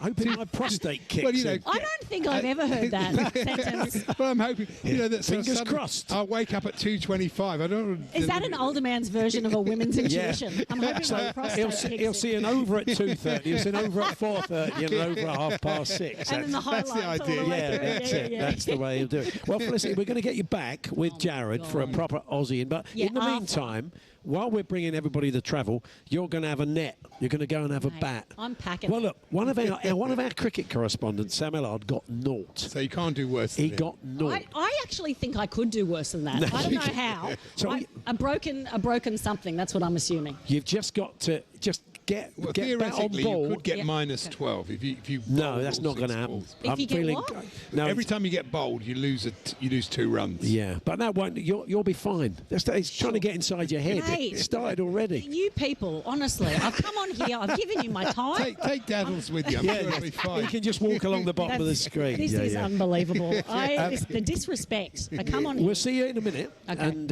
we'll look at how you did, and we'll have a chat with Jarrod, and we'll keep talking Ashes. So for now, Felicity, good luck. Thank you. I'll need it. Felicity Ward there. She'll be back with Jarrod Kimber very shortly. Darren Gough joining us a little bit later on. Darren Bent. We have to have a couple of Darrens in the same way that they have to have Mitches. Darren Bent, he was very good with a cricket, like good hand-eye, footballers. We'll talk a bit of football, bit of Scotland with him. But more from Felicity and Jarrod in a few moments' time. We're here with our very good friends at Toolstation. You can check out Toolstation's unmissable deals, great offers on hundreds of trade brands. Next stop, Toolstation.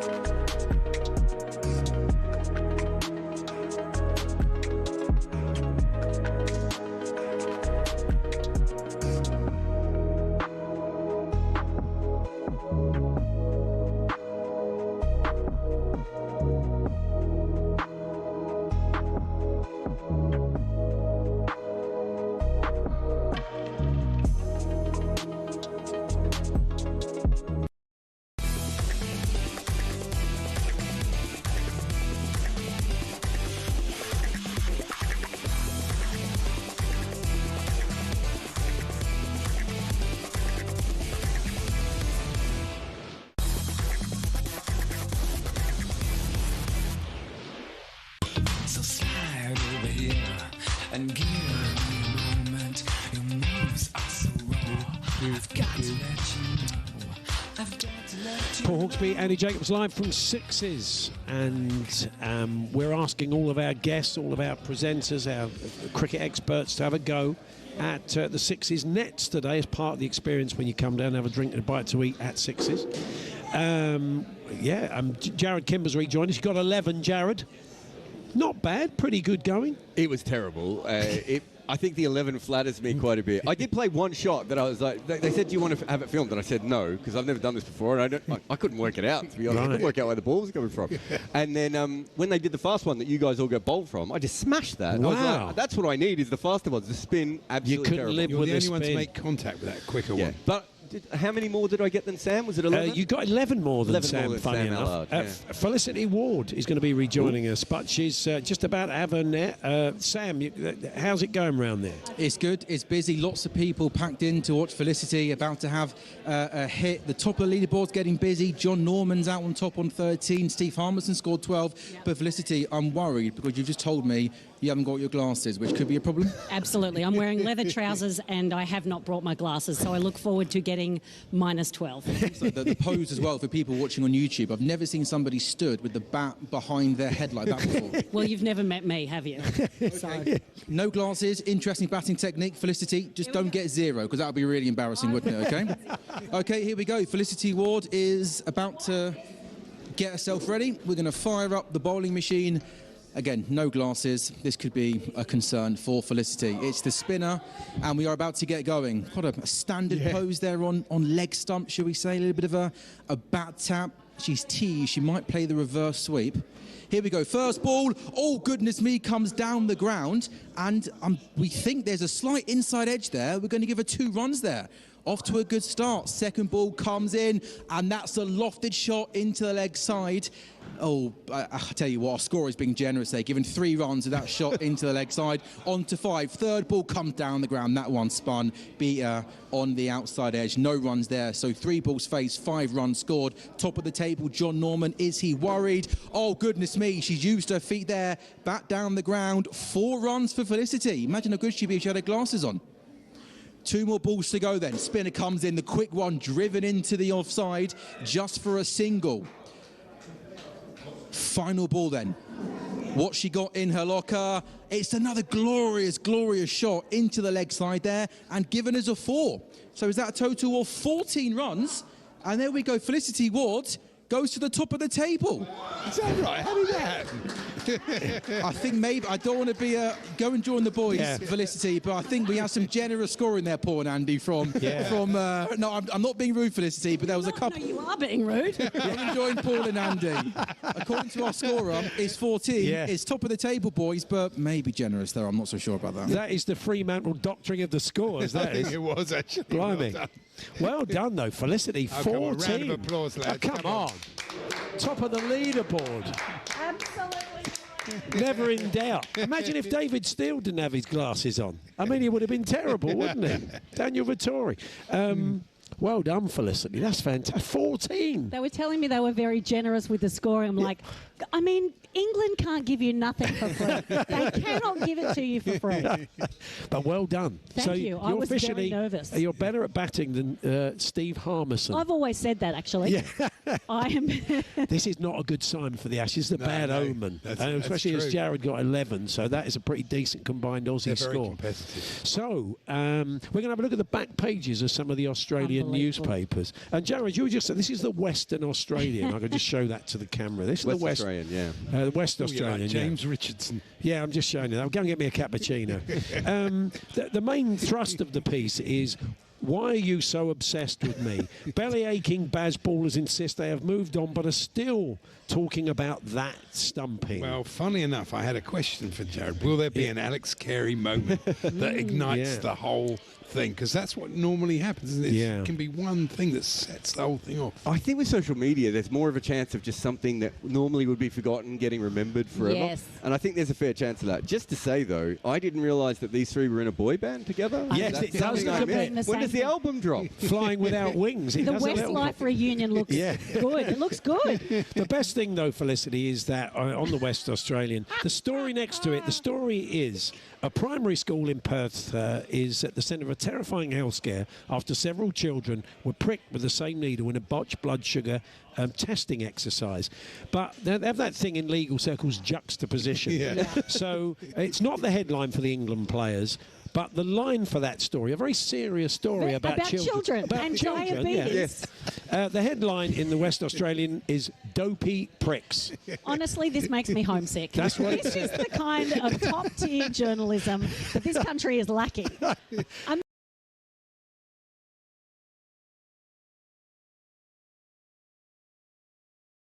Paper. Exactly. For a serious story about children, next to some England cricketers. So close to Bairstow's face. Yes. Like it really is. Like I know. Mind you, the story below, prison blame for judges' soft sentence, that could be a convicts reference. That could be. They've got a turning inward on themselves suddenly. I think looking at that front page, I think the thing that I'm also concerned about is, are we going to be able to find a factor strong enough in sun cream to help protect these men from the Perth sun? That's the thing. It's They're very tough for sunburnt Ben. under studio lights here. And that's... I'm also concerned that Joe Root is turning into James Blunt. I don't know if they're going to the same surgeon. Yes, there is that look. How much if it goes badly for Australia in the first test? All right. How much does it? No, because obviously this is a sort of trying to disintegrate the England team. Yeah. But how much will they turn on the Australian team if it doesn't go well? Well, you can tell already because you've given me another headline that says Bazball versus Dads. They've already got the story ready, right, which is that this team is too old.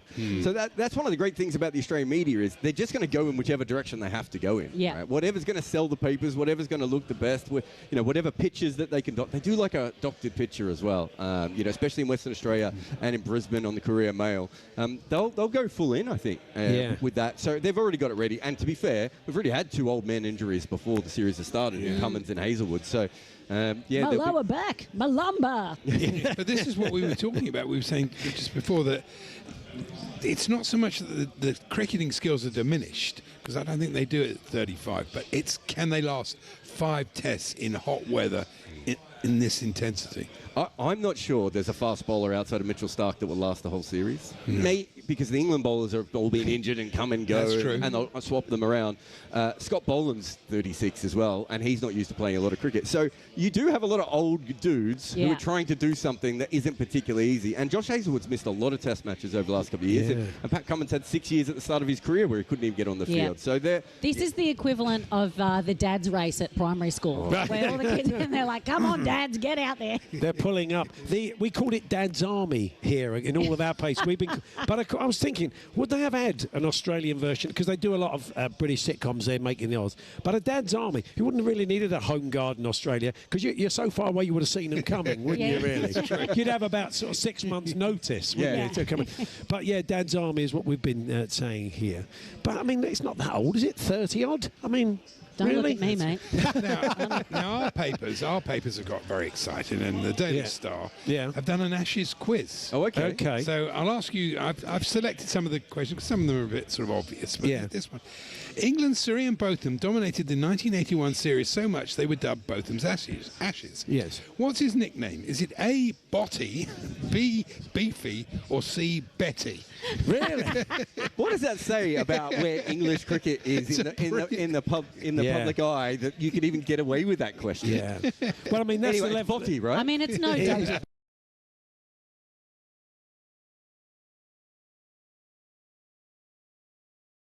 On the cricket in Oz during the Ashes is so much greater than it is here, isn't it? I mean, we'll have a lot of coverage if it's going very well, but if we're not, it'll be buried on sort of page inside back cover. I think that you also have the issue over here that it's not on free-to-air TV. Yeah. Like, I couldn't believe that when I came over here. I'm like, you invented the game and you even privatised that? Like, you just can't give anything for free in the UK. So it's on free-to-air in Oz, yeah? Yeah, I think unless it's on 2 channels in Australia. Right, okay. Yeah, and if it's sold out in the city that it's playing, then it will show in that. Is that still the deal? No, even now you can watch it in the city. Oh, okay. Yeah, so they changed all the rules. So you got 2 TV stations and I think 4 or 5 radio stations that all broadcast at the same time on it. So it's very hard to get away from it. And you've also got to remember that, like, Western Australia is basically in the middle of nowhere. Like, they don't have a lot of events. You have to purposely go to Western Australia. WA is like a third of our landmass. Yeah. Like a third of the 6th biggest country. 4 hours from Adelaide or something? Like, it's a mile from everything. And they don't have a lot of big events.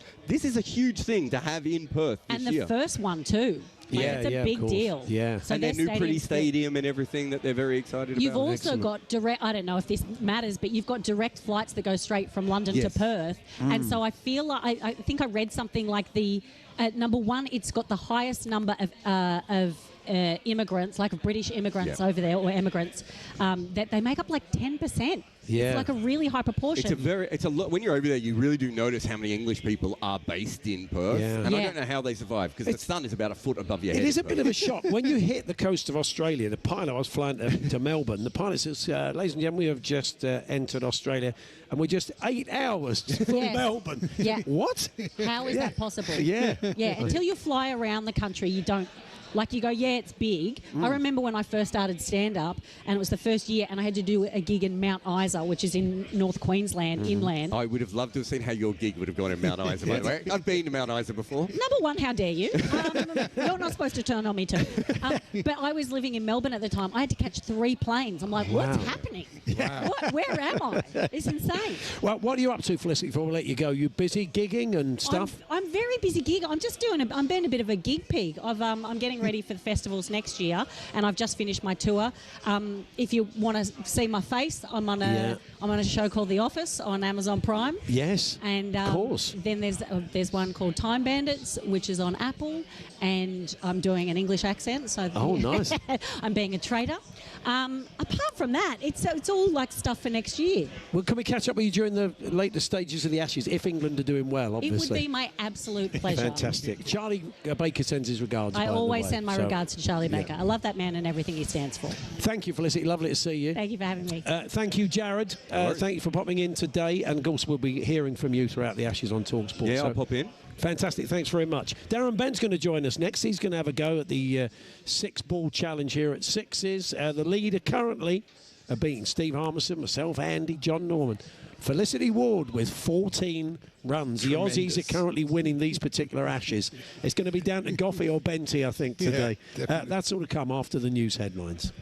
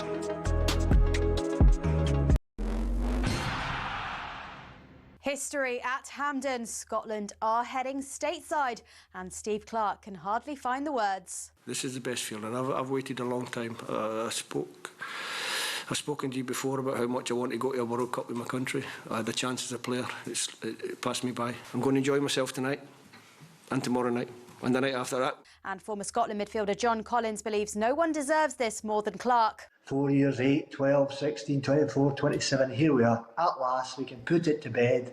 The Tartan Army are going to be there where they should be. Meanwhile, Danny Murphy says Scotland captain Andy Robertson could be Liverpool's best ever left-back. In terms of longevity, consistency, you know, the things he's won, OK, he's not won as many as people back when Liverpool win every year, but he's still been part of a really successful era and made that position his own for years. And ahead of the first Ashes test, the Perth groundsman says this month's Metallica gig at the Optus Stadium has not stopped him producing a decent pitch. Every year we say, oh, the cracking's going to be there, it's going to be there. That's not going to change. The cracks will be present later in the game.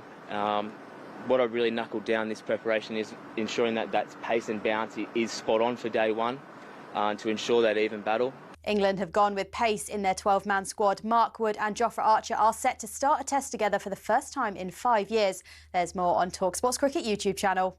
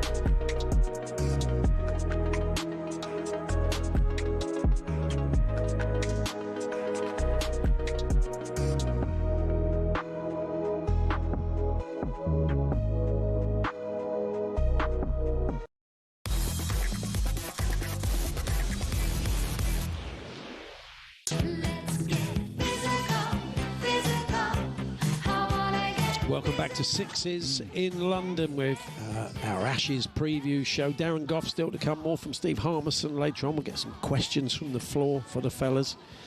But before all of that, we're going to be talking football with Darren Bent. But he's going to have a go at the Sixes 6-ball challenge we've all tried today. 14 is the score to beat, just set recently by Australian comedian actor Felicity Ward. So we need an Englishman back at the top of the leaderboard. Otherwise, it could be bad luck for the Ashes. So, Sam, Benty's all ready to go. He's ready to go, and surprise, surprise, he's moaning already. Oh, I didn't have a practice here. Honestly, it's not fair.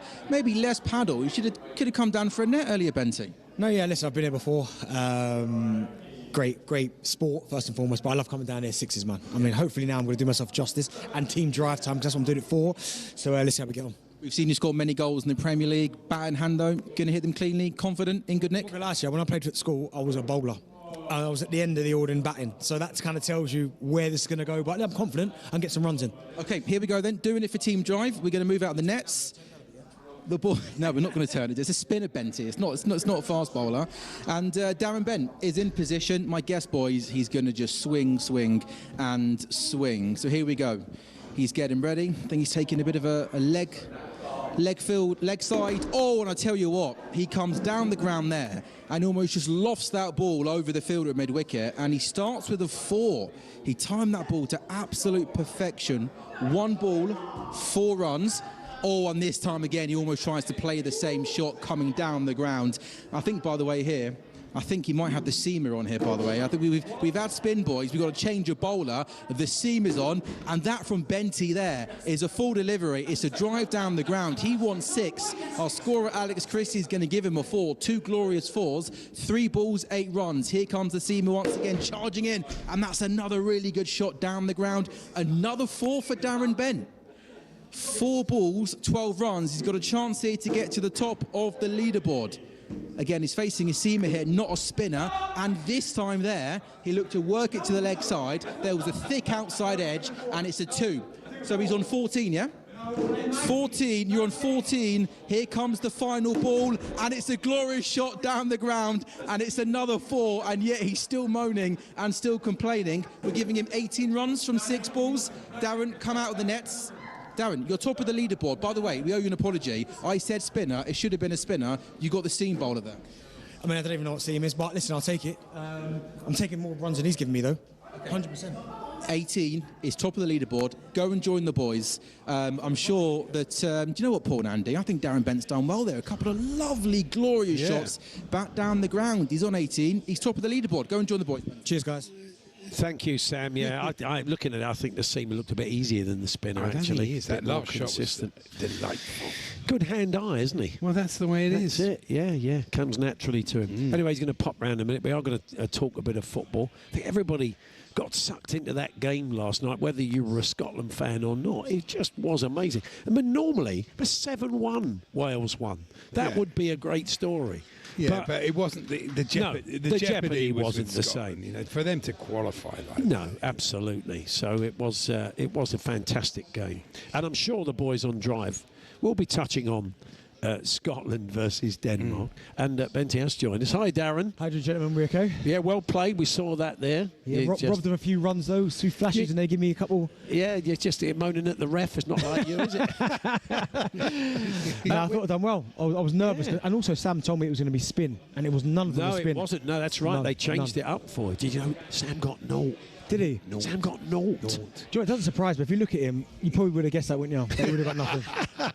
They would have got nothing. So we haven't had a chance to talk football. I know you and Andy will definitely be talking about last night's game. It was just incredible, wasn't it? Well, I mean, whether you had skin in the game or not, whether you wanted Scotland to qualify, whether you didn't, you just got absolutely sucked into the match. It was brilliant. Well, do you know, the first half of the journey, I was on the train because the train on the way home, and I screamed the carriage when McTominay scored that overhead kick. What a goal! I could not help but I've got my other half's, her side of the family is Scottish, but for me on the train on my own, I jumped up and screamed. I mean, for him to score that goal, that just sums up kind of where he is in terms of his career. But fair play to Scotland, because to get pegged back and then go in front and then peg back again, you go, it's all over. But fair play, and the celebrations at the end, I mean, that's why everyone loves football, right? Yeah. Whether you want them to qualify or not, you can't help but feel happy for them. And the nature of the goals, I mean, you're an Arsenal man, so you would have been chuffed for Tierney, who had a lot of it. I think he was a really good player, but had lots of injuries at Arsenal, and that kind of derailed him. I think there should be more inverted right backs with left footed. You see it a lot the other side,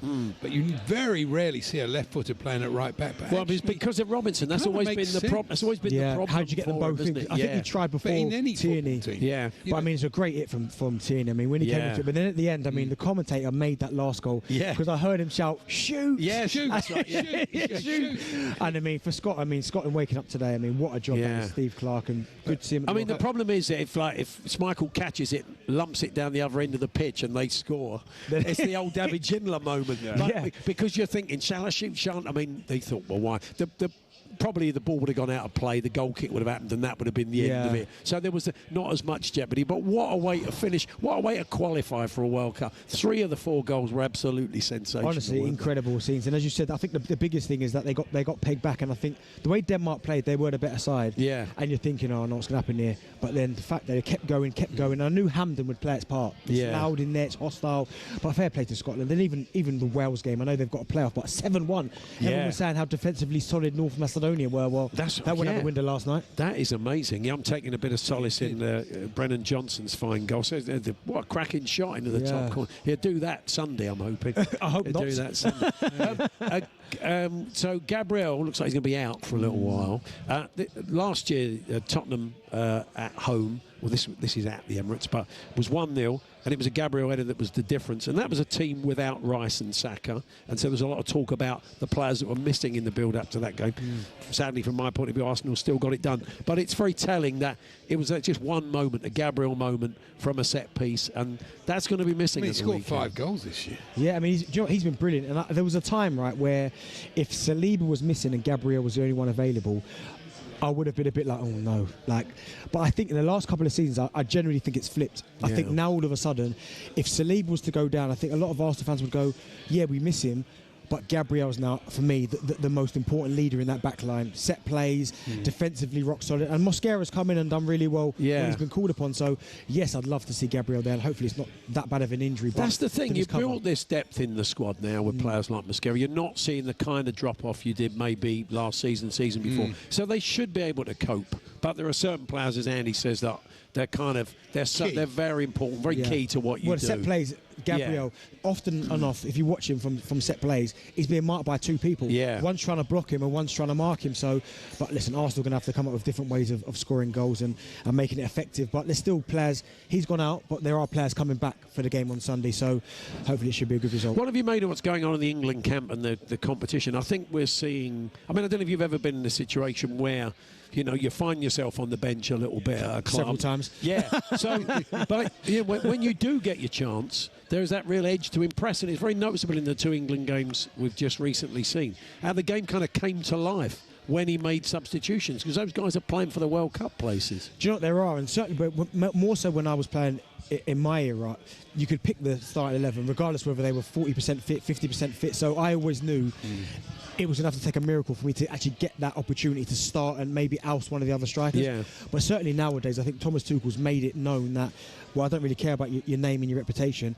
If you're playing well for your club side and you've played well for me, you're going to get opportunities. And I quite like that, because if you're someone like Morgan Rogers, you're going into internationals thinking, well, I'm not only playing if Bellingham's not fit. Now the manager trusts me. There's a chance that I might play and Bellingham might not. So I quite like the fact that Thomas Tuchel's almost not guaranteed places, but he said, if you play well, I don't care who you're playing for, you've got an opportunity, and that's huge confidence for these players. It's very interesting that Martin Samuel in the Times made a good point, I thought, that Tuchel hasn't helped Bellingham. He's made a lot of noise around Bellingham with his comments, and instead of, even he said the other night, he didn't just dismiss the fact that he was upset about. He said, "Oh, I'll have to have a chat about that later." You think, no, don't do that. I feel a bit for him because he's kind of your best player. Most of this has stemmed from a man speaking in his second language to Adrian Durham and Stuart Pearce on talkSPORT, and using a word that in repulsive that has kind of set this whole thing going, and I don't think that's what he meant. So I have some sympathy, but then you're right, he has doubled down on a few things. I always think as well, we've got to be so careful in terms of the narrative as well, because we all want England to do well. Why are we trying to create that divide already before the tournament started? Absolutely. I mean, Andy made a really good point for me as well. Jude Bellingham is, beside Harry Kane, our best and most important player who's come up with big moments. Why would you want to derail that before the tournament's even started? Surely you want to get into the tournament, which is going to be hard anyway, with everyone on side and a real feel-good factor.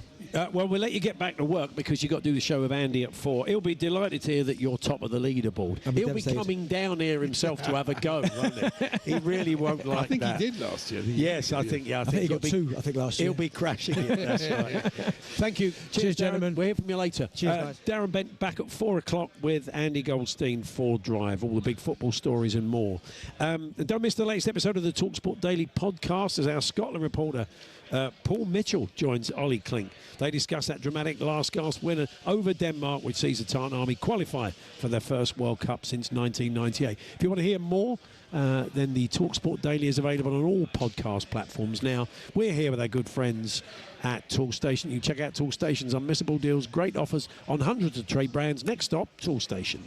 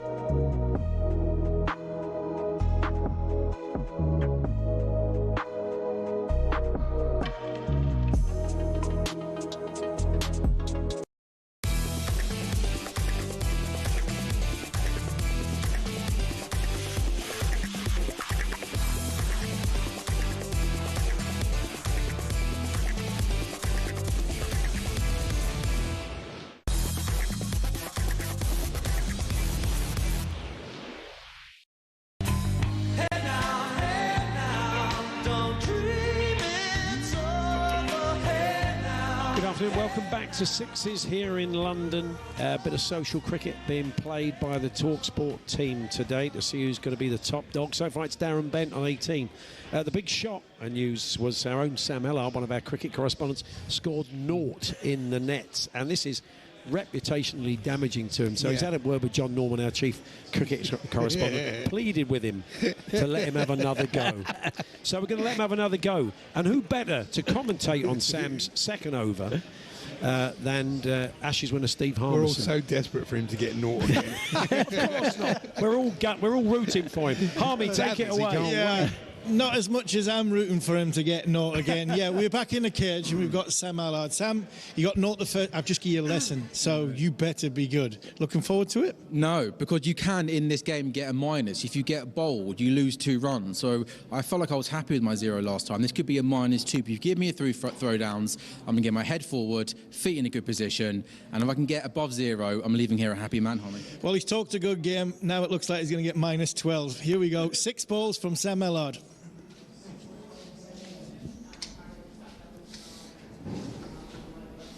Right, first ball, spinner. Remember what I told you, Sam? Keep that big head of yours still.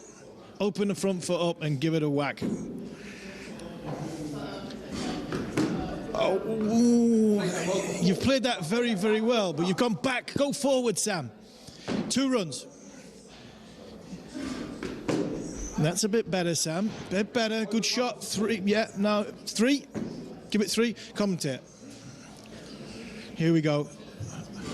That's a faster one, Sam. It's a faster one. He's got a single for that. So what's that? 6 off 3. This is going to be the faster one, Sam. Shot. Great shot, Sam Ellard. Full body weight behind that. You got 6 for that. Here, hold on. You're going to be... Oh, that's -2, Sam. That's the quicker one. Keep your head still. Go forward, Sam. -2 for that one. You've got 12. What on earth are you doing? What was that? Come on, what was that? Root plays it all the time. I've gone for the butler. I've gone for the butler scoop over the keeper. You've gone for the butler scoop. If the camera can come in, it's got 3, 4, 3, 4, 6, 6. It's got nothing behind you. What are you doing? That's a pretty popular scoring position, isn't it, in cricket? Right, how many's that? 12 runs. Oh, no, you got the same as me. Right, Paul, Andy, back to you. Yeah, there is an asterisk next to that, though, Harmy, definitely, because we all only got 1 go. The reverse scoop there was very funny. Yeah, that's it. It was a bold shot. He didn't get any bat on it, I don't think. But I like the way he said, Root plays it all the time. It's the butler scoop. Yeah. So does Root play it all the time, or does Butler? So has he still got a job, John? Because it's up to you, really. If a bloke gets 0 and he's one of our cricket teams. I can't believe his batting's got worse since what I saw in 2018 when he played for us against the Barmy Army in Sri Lanka. That bad, was it? Well, he did field... It cost you the game, according to the story you've just told us. He did cost us the game. He was fielding at square leg while sitting on a chair. Nice. That's good. Instead of fielding what was a routine single, it went for 4, and the Barmy Army won by 1 run. Yeah. You do the maths. So we're not far off. We should talk about the cricket, shouldn't we, very quickly? We should. And one of the things that's slightly different in Ashes series now is social media, John, and there's going to be a lot of noise around all this. I just wonder if the players will try and avoid it, especially avoid even commenting, because I think... I don't think they can avoid it because they're part of it. Really? I don't know if you've noticed, Andy, but in Australia the players are much more involved in in this country. If the host broadcaster's got the rights, they'll do a bit with the TV guy, and they'll do a bit with the radio girl, and that's it. In Australia, they are cut up, farmed out and pushed out everywhere. They're actually a bit more progressive over there than they are here in a lot of regards, but you can't move for Alex Carey talking about the Barmy Army, or for whichever player, Usman Khawaja selecting his own Queensland teammates to open alongside him, or Pat Cummins talking to the grey cricketer about what Kagiso Rabada's been up to recently. It's actually it's fun, it's progressive, there's much more back and forth. So essentially, they're the ones almost leading the conversation. But in terms of the blanket coverage that this Ashes has had, I've known nothing like it. I can't turn on Insta or X without some new video appearing in front of my eyes.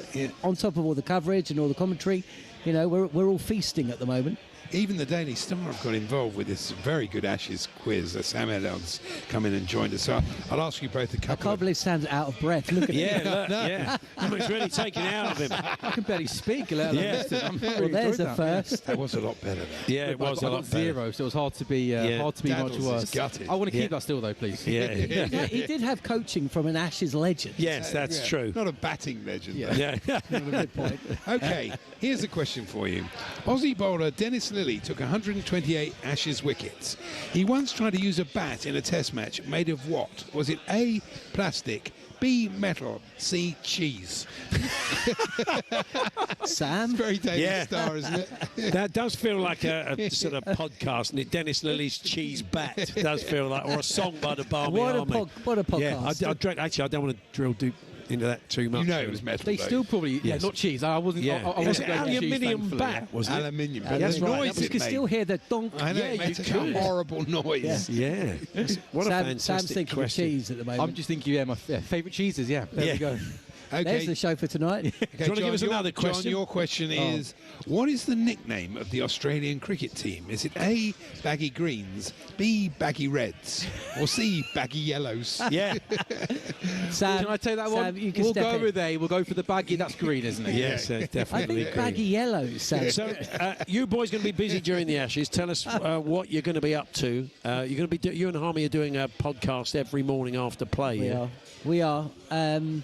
I mean, we're bringing a lot of content starting tonight. Sam's going to be hosting alongside Gough and myself for an Ashes preview on talkSPORT. That's 8 till 10. Yeah. Sam will be on from 7 with Flex for a roundup of all the other sports news. We're going to be doing a podcast straight as soon as Stumps is called. Me and Harmy are going to be broadcasting on talkSPORT 2 and the talkSPORT Cricket YouTube channel for a post-match review. And also, we've launched a new podcast, How to Win the Ashes. Right. So we've had to find someone who played in 4 of them and didn't win any of them.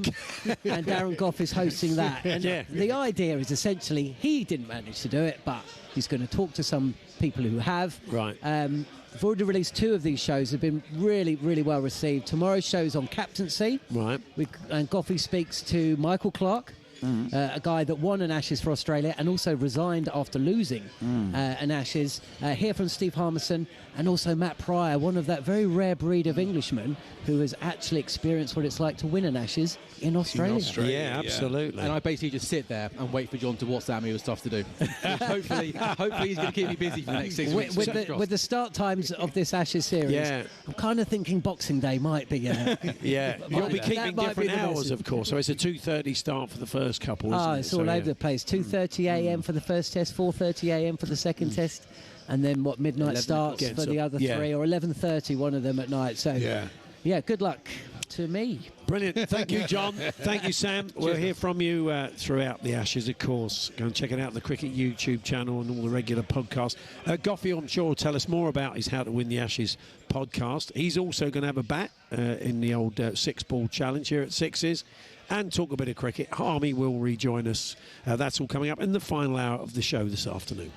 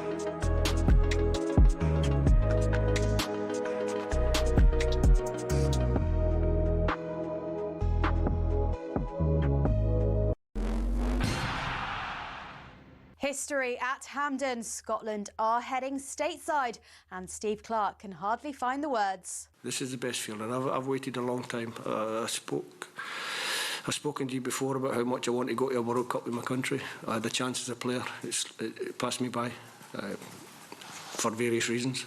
I'm going to enjoy myself tonight and tomorrow night and the night after that. And former Scotland midfielder John Collins believes no one deserves this more than Clarke. It's been 4 years, 8, 12, 16, 24, 27. Here we are. At last, we can put it to bed. The Tartan Army are going to be there where they should be. They brighten up every tournament they go to. Meanwhile, Danny Murphy says Scotland captain Andy Robertson could be Liverpool's best ever left-back. Robertson's been amazing, really.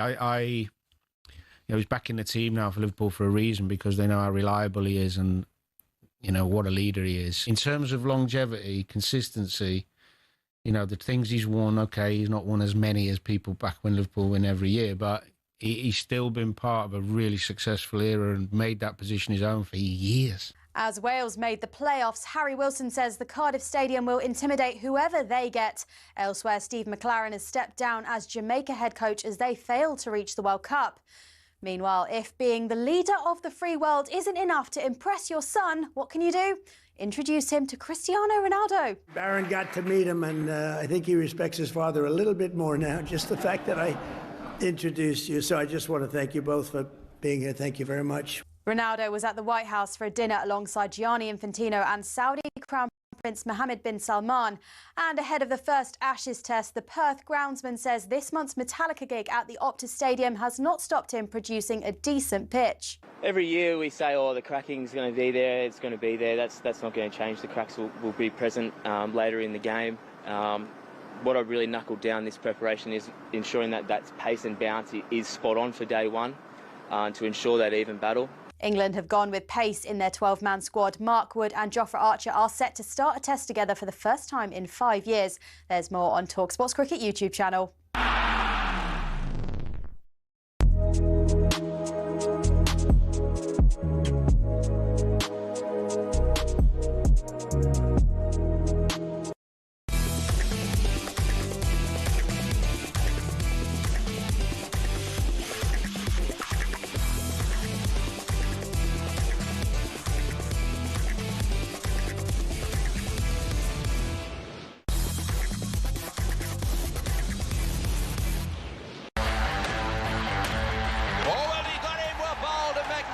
Delivery by Gough.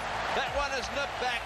Boone's the man they wanted, and boy, does he know he's got a big wicket. And Gough on a hat-trick. Can he join such elite company? Got it! Got it! Well deserved.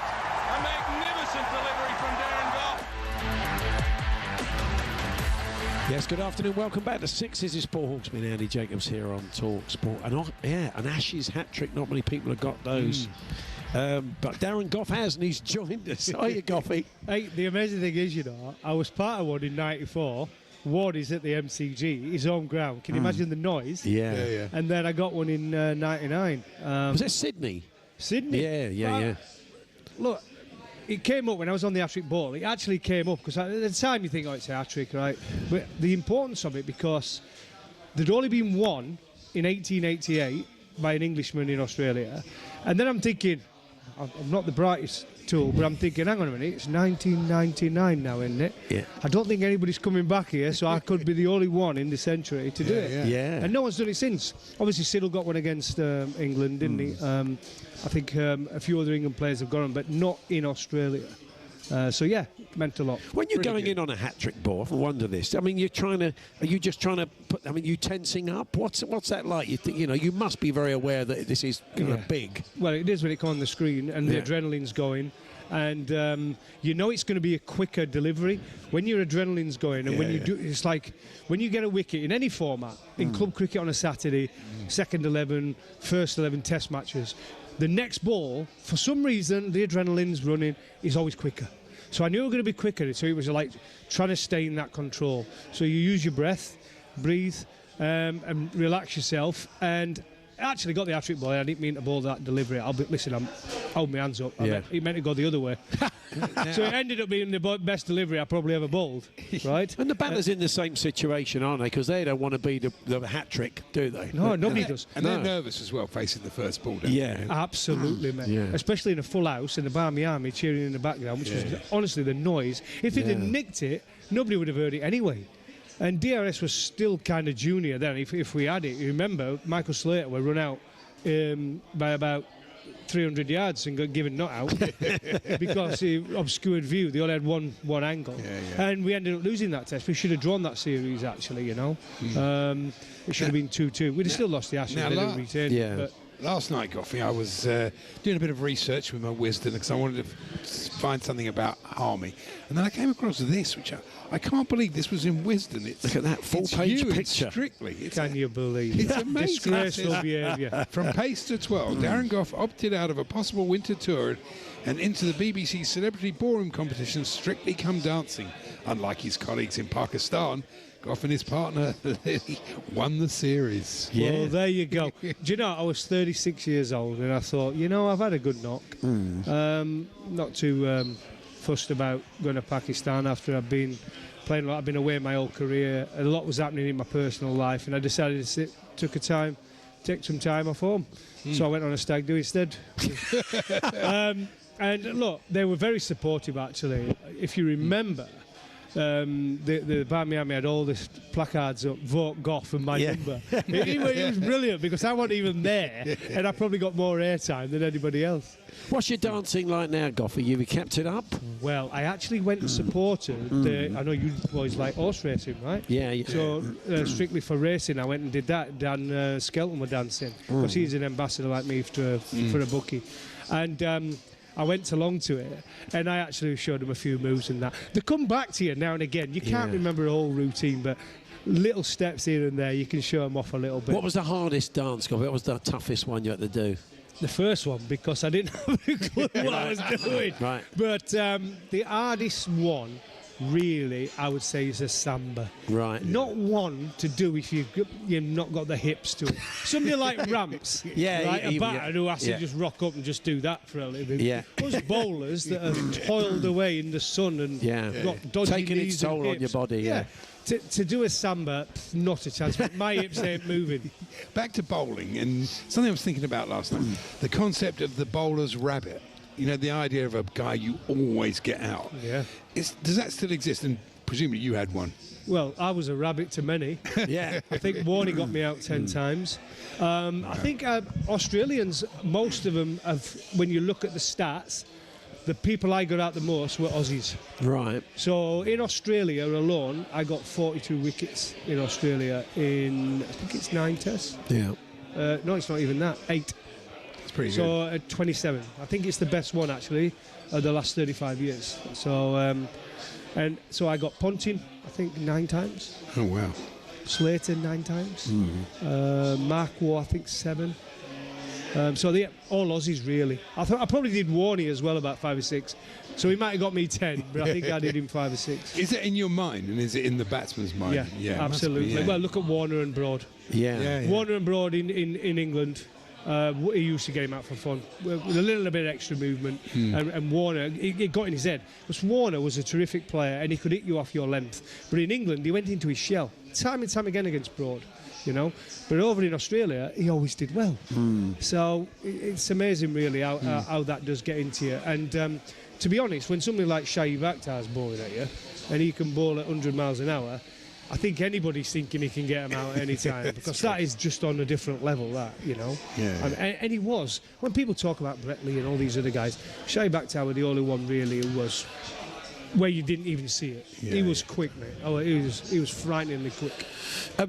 Harmy's going to join us for a bit of a chat later. You're going to have a go at the old 6-ball challenge. Oh, no, I'm rubbish at that. And I'll have to put these on. Yeah, on go the bins. Fantastic.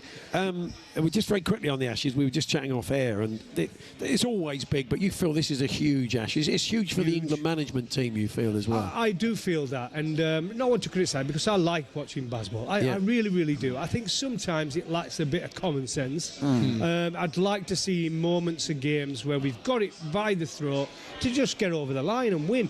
Classic example, you guys will remember last year, playing at the Oval, India were on their feet. Brooke was smashing it to all parts. We'd won the game. And we lost, 7 wickets for 60 runs. And we actually lost that game, right? And that's my point. Brooke played a stupid shot, right? All he had to do was just bat another 10 overs, game's finished, right? We see it on. And if we do that against Australia, we'll get found out and get rinsed.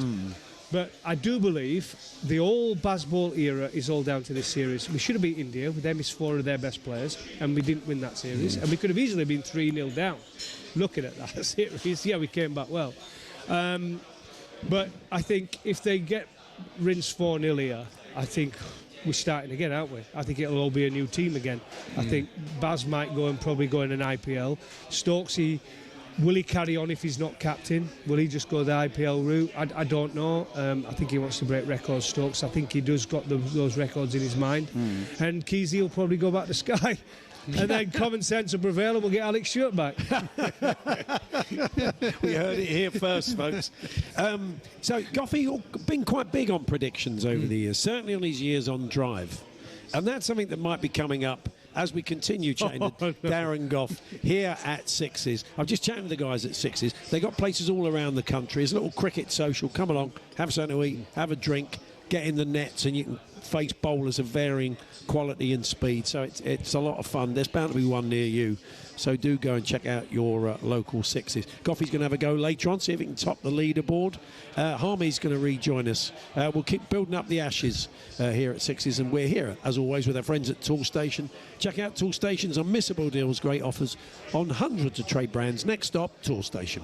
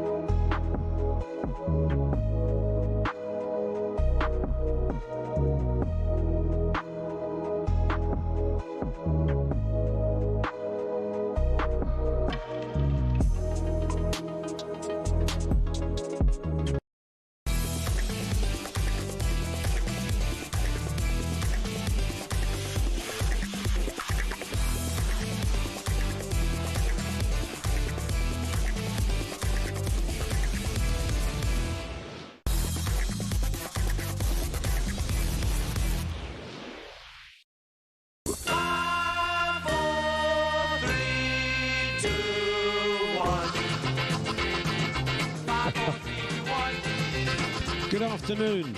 It's Paul Hawksbee and Andy Jacobs live from 6. Building up to the Ashes. Darren Gough is with us. And when Goughy wasn't bowling for England and winning Strictly, of course, for many years he was the co-host on Drive. That's where he played a little bit of 5, 4, 3, 2, 1. And it allowed Goughy now and again to come out with certain theories and beliefs on the world of sport and beyond. His co-host, of course, was our very own Adrian Durham, now the king of all our live games.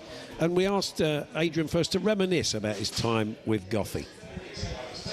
Hi, Darren. Hi, everybody. It's Adrian Durham. And I just want to first of all say my 12 years doing Drive with Darren Gough were very, very, very special. Honestly, I don't think there was a day when we didn't laugh. Some days he made me cry, but most days he absolutely had us all in bits. They were brilliant, memorable, very, very special times.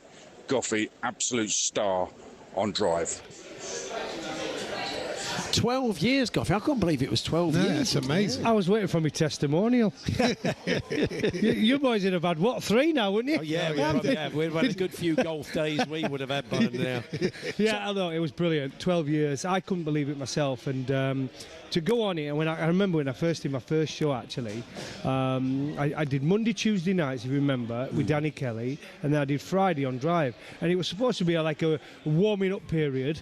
And then I only did that for about 2 weeks, and then they slung you in. Slung me straight in with Durham every day. Yeah. And I couldn't believe I lasted 12 years. It was great fun. Now, you would come out with certain outlandish theories in many people's eyes, not ours, of course, but, you know, when you're doing 12 years of radio, you've got to say something. That's true. I think it's a bit much of Adrian to have a go at people for coming up with outlandish theories. But anyway, this is one that Adrian wanted to remind you of. Darren Gough had this firm belief that Cristiano Ronaldo was better than Messi. Please, come on. Nobody normal agrees with that. Nobody of sound mind agrees with that. Nobody who knows football agrees with that. Goughy, I mean, he didn't just think Ronaldo was better than Messi. Goughy loved Cristiano Ronaldo. He was obsessed with Ronaldo. It was crazy, but he was totally wrong. Is that fair? I think it would have been fair, yeah. I think gradually, now I've been out of it for a while, 4 years, I kind of look at it differently. Right. And I look at different aspects of their game. But purely for, obviously, with the ball at his feet, and when Messi gets the ball at his feet, it's like it's wizardry, right? And it is awesome. But Ronaldo, for pure determination and a will to win, it's got to still be up there and mentioned alongside him. I really do. He's nearly got 1,000 goals. Yeah. 1,000 goals. He's still going, he's still playing. And still playing for his country. So you've got to respect that. As an athlete, you've got to respect somebody who's still doing it at the top level. Similar to Jimmy Anderson, right? Yeah. Still playing at that age. It's ridiculous. I know how hard that is, bowling. Yeah, he might have been a little bit slower than me, but he's still throwing it out there. It's amazing. And same with Ronaldo. Now, the other one isn't sporting. Have a listen to this. Goughy's mad idea number 1. Goughy always used to say, pandas don't really exist. He always maintained pandas weren't real. All pandas were humans in panda suits. I think this was the craziest idea Darren Gough ever had, but the beauty of it, the genius of it was that I ended up believing it to be true, that pandas don't exist. I still look at pandas in a different way now. And of course, they do that. They put them in suits to go in and feed the young ones and stuff. That was the idea. In captivity. Yes. I said. Not remember when obviously. Chi rang up the show. No, that's right. Hello, great show, lads. Phone from China. Yeah, that would be good. Good luck to China in the World Cup. It's not going well with Anne. No. We're not together anymore. It's complicated. We're lacking a bit of bamboo out here. Yes. But, I'm not going to say eat shoots and leaves. Definitely not. No. I think in captivity, I was saying is, but and actually, a zoo just got done, didn't they? Because they actually were dogs dressed as pandas. You saw that? You must have seen that. You actually so maybe you were right, Goughy. And to this day, a few of the lads who worked at talkSPORT, Andrew McKenna, still sends me news articles when someone gets caught being dressed as a panda. Brilliant. He sends me dogs, everything, humans. So, a bit of tongue-in-cheek. But there's a lot of truth to it as well. It's good. Now, we were hearing earlier on from Jon Norman that you're doing a new podcast, How to Win the Ashes. I could see there's a slight flaw in that, which you probably would pick up on. You came close, but you didn't actually win one. No, played in, well, I was picked for 5. Yeah. I didn't even make the field on the 5th one. I came home. You had a lot of injuries as well in the Ashes series, didn't you? So I played in 2 at home, 2 away, lost every one. Yeah. But look, beat Australia about 3 times in that in 3 tests. No, a bit more. We won the first one in '97. Remember that, Edgbaston? What a game! Yeah. And we had a good side then. That '97, between '97 and '99, I thought England were very capable of beating Australia, and they were good. Oh yeah, not much. They were an amazing team, but I thought we had some good players. The only problem we had, England as a team, in my era from '94 when I started with England, selection was shocking. I mean, they didn't believe this. Andy Carrick got 100 wickets for Somerset, and they didn't pick him for an Ashes tour. Right. I mean, why? Exactly. Exactly, because they listened to the media and they picked players who had a golden month or something and put them in. In '94, I think Joey Benjamin came out, Martin McCaig, no Caddick, and he got 100 wickets that year for Somerset. I mean, I always say the dream 4-ball for me to have bowled with, knowing that Army talks about 2005 and that was perfect set together. I never had that. Me, Caddick, Dean Headley, Dominic Cork, dream 4-ball. Devon Malcolm, the one on standby, just in case we played at the Oval or we played at the Wacker, you get Devon in for probably Dean Headley, right? But that 4 never played together.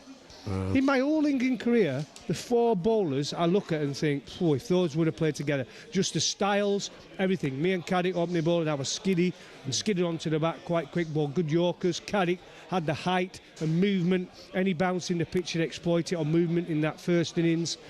Corky and me in the second innings, and Headley come into the party more. Headley could swing it both ways. We had everything, and we never played together. It's sad, really. We've got 5 now. Yeah. Is there enough difference between them in the way that you've just described? Well, Archer definitely and Wood. They're both quick. Wood's quicker. I mean, when people say Archer bowls 95 miles an hour, he can get the odd one up there, like I did, and like, well, he's not as quick as a Flintoff and Harmison. Put it that way. But Wood is. Wood is on a different level, but it's getting 20 overs out of Wood. That's a bit of a concern. He hasn't bowled since March, and he bowled quick in nets for 5 overs, but when he has to bowl second innings, because it's going to be, this test match should be finished in 4 days. It should be, right? Yeah. But can he bowl back-to-back innings, and are they going to play an extra seamer just to cover for Wood? So Wood can bowl, say, 4 or 3 over spells, and that's it. So it's going to be interesting who they go with in the final 11. Tong obviously is not in it now. They've gone for Carson Atkinson. I've said, I think a few weeks ago, 3 weeks ago, I went with Cars. I went early, and I thought Cars bowled brilliant in New Zealand. I thought he bowled well in a warm-up game in the second innings when he came in. Other people are going for Atkinson. Look, either way, Atkinson or Cars, it doesn't really matter. I just like Cars because I think he could be that player who could, they've not seen that much of him, and he could just be that dark horse who just does them with that extra pace. He bowls a good length and he skids it on. And I just think Atkinson might just bowl a little bit more defensive length. And you've got to, in Australia, attack the stumps with a new ball. The biggest mistake bowlers make going over there is they see it fly through and the ball shorter. You know, pitch it up, hit the stumps. Goughy's podcast, How to Win the Ashes. You'll hear from Michael Clarke, former Australia skipper, Freddie Flintoff, Matt Pryor. Lots and lots of really interesting people chatting about that. The 3rd episode of How to Win the Ashes on the talkSPORT Cricket YouTube channel tomorrow morning. For all your Ashes content, subscribe to the talkSPORT Cricket YouTube channel and the Following On podcast. Goughy's going to have a go in the nets here at 6s a little bit later on. Harmy's going to pop back, and we're going to start chatting about the toss, the importance of the toss at Perth, and other matters besides heading into the first Ashes. That's all to come.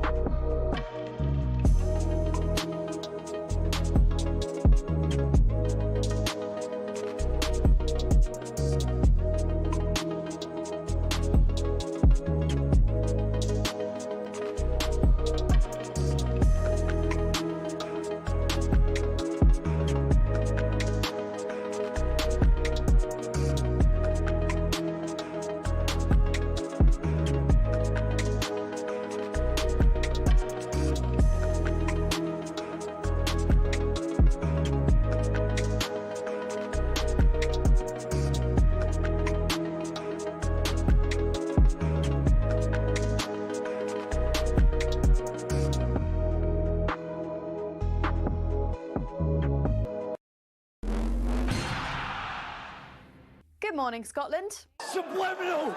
We know how to do the hard way. Superb! Absolutely incredible. I can't speak. We never do this. Oh, we've done it! I was 2 years old the last time Scotland won at a World Cup. I turned 30 last month, but this is absolutely unbelievable, man. Scotland topped the group with that remarkable 4-2 win over Denmark, and captain Andy Robertson says his mate Diogo Jota was on his mind. As soon as I woke up, I just couldn't get him out of my head. I couldn't get him out of my head all day. I think I had it well from the lads probably, but being in their room, all I could think about was him, and I know he'll have a smile on his face wherever he is, and hopefully he'll have a smile in the summer when hopefully I get to represent my country at the World Cup. Before the game, Steve Clarke reminded his players about missing out on the last World Cup in a playoff.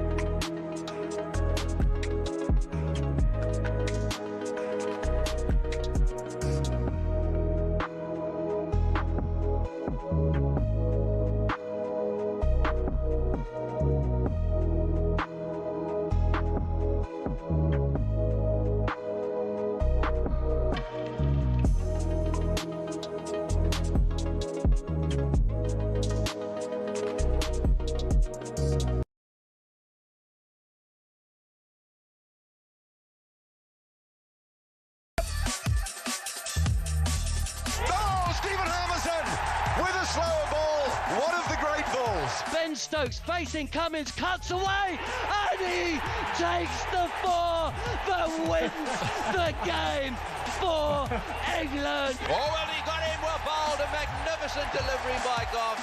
That one is nipped back. Boone's the man they wanted, and boy, does he know he's got a big wicket. Well, I tell you what, it's not going to be friendly from here on in. Johnny Bairstow has been stumped by Alex Carey. Can you believe it? It's Stuart Broad who has nipped out the final Australia wicket to fall here on an incredible summer evening at the Oval. Gough on a hat-trick. Can he join such elite company? Got it! Got it! Well deserved. A magnificent delivery from Darren Gough. Harmison has done it to spare on the faces of the batsmen, and joy for every England player on the field. Well, you just got to love Test cricket, mate. You've got to love it. Yes, hopefully getting you in the mood for the Ashes. It gets underway the early hours of Friday morning, and you heard some of the work there of Steve Harmison and Darren Gough. They've both joined us here at Sixes. And Andy, you want to talk? Well, actually, you've got a little bit. We showed a picture of Goughy in that Wisdom on Strictly, and there's a little bit about Harmy in it you spotted. I did. No, it's mostly flattering. Mostly flattering. Yeah. It says here, Harmison showed himself to be a toxic first change, I don't know what that means, in the one-day preamble to the Ashes, and the symbolic branding of Langer's elbow and Ponting's cheek on the opening morning at Lord's was the first signal of England's uprising. We all remember that. Then his timely throat ball to Kasparovitz at Edgbaston gave the series the kiss of life when Australia were about to go 2-0 up. And this is the bit that fascinated me. He continued to bowl too short too often, but at his best remained the most unpleasant experience in world cricket. The Harmison bruise became the fashion accessory nobody wanted to be seen with. Yeah, that was some spell. We talk about laying down markers in Ashes, and you started to work the Aussie batsman over on that first day, that first morning. Yeah, I've always described it as that going into that series, it says there about the one-day series. which Darren was involved in. Believe it or not. Heavily involved in. It was actually to go into that 2005. You talk about Gough's hat trick at Sydney and stuff like that. He was on a hat trick at Rose Bowl, wasn't you? Yeah, T20. The T20, and that's where it all started. Everybody said England set the tone when the T20 game, when we blew Australia. We were there. Yeah, we went to that. He was on a hat trick, and you bowled a bouncer at Shane. Was it Shane Watson? No, it was Simons. Was it Simons? Right. And he got in his face. And that was a message. I was at mid-off, and I remember looking to Andrew Flintoff at the time, who I think was at mid-on, and we were looking. I was like, yes, they don't like it up. Yeah, well, it was just the problem. This is how we're going to have. This is us. So as much as he was not going to be playing Test cricket because he had retired. Yeah, but you set the tone. He's on a hat trick. This is a set the tone moment. Yeah, and we backed it up further down the line in the one days, and then we got into that first morning. I always describe that first morning as Australia were more nervous than what we were. And I think there's a clip out there of Justin Langer, and he talked about that first hour being one of the most intense hours he ever had in Test cricket. And he said, the ball that hit Langer in the arm was a normal ball that he just flicked down to fine leg. Ponton never gets hit on the head. Heard never gets hit on the head. And all that happened in the space of sort of 6 overs. So I always believed that, England were the best team in the world at the time. They were the best players in the world at the time. But on that first morning at Lords, just shows what Ashes cricket can do even to experienced players. I think they were more nervous than what we were.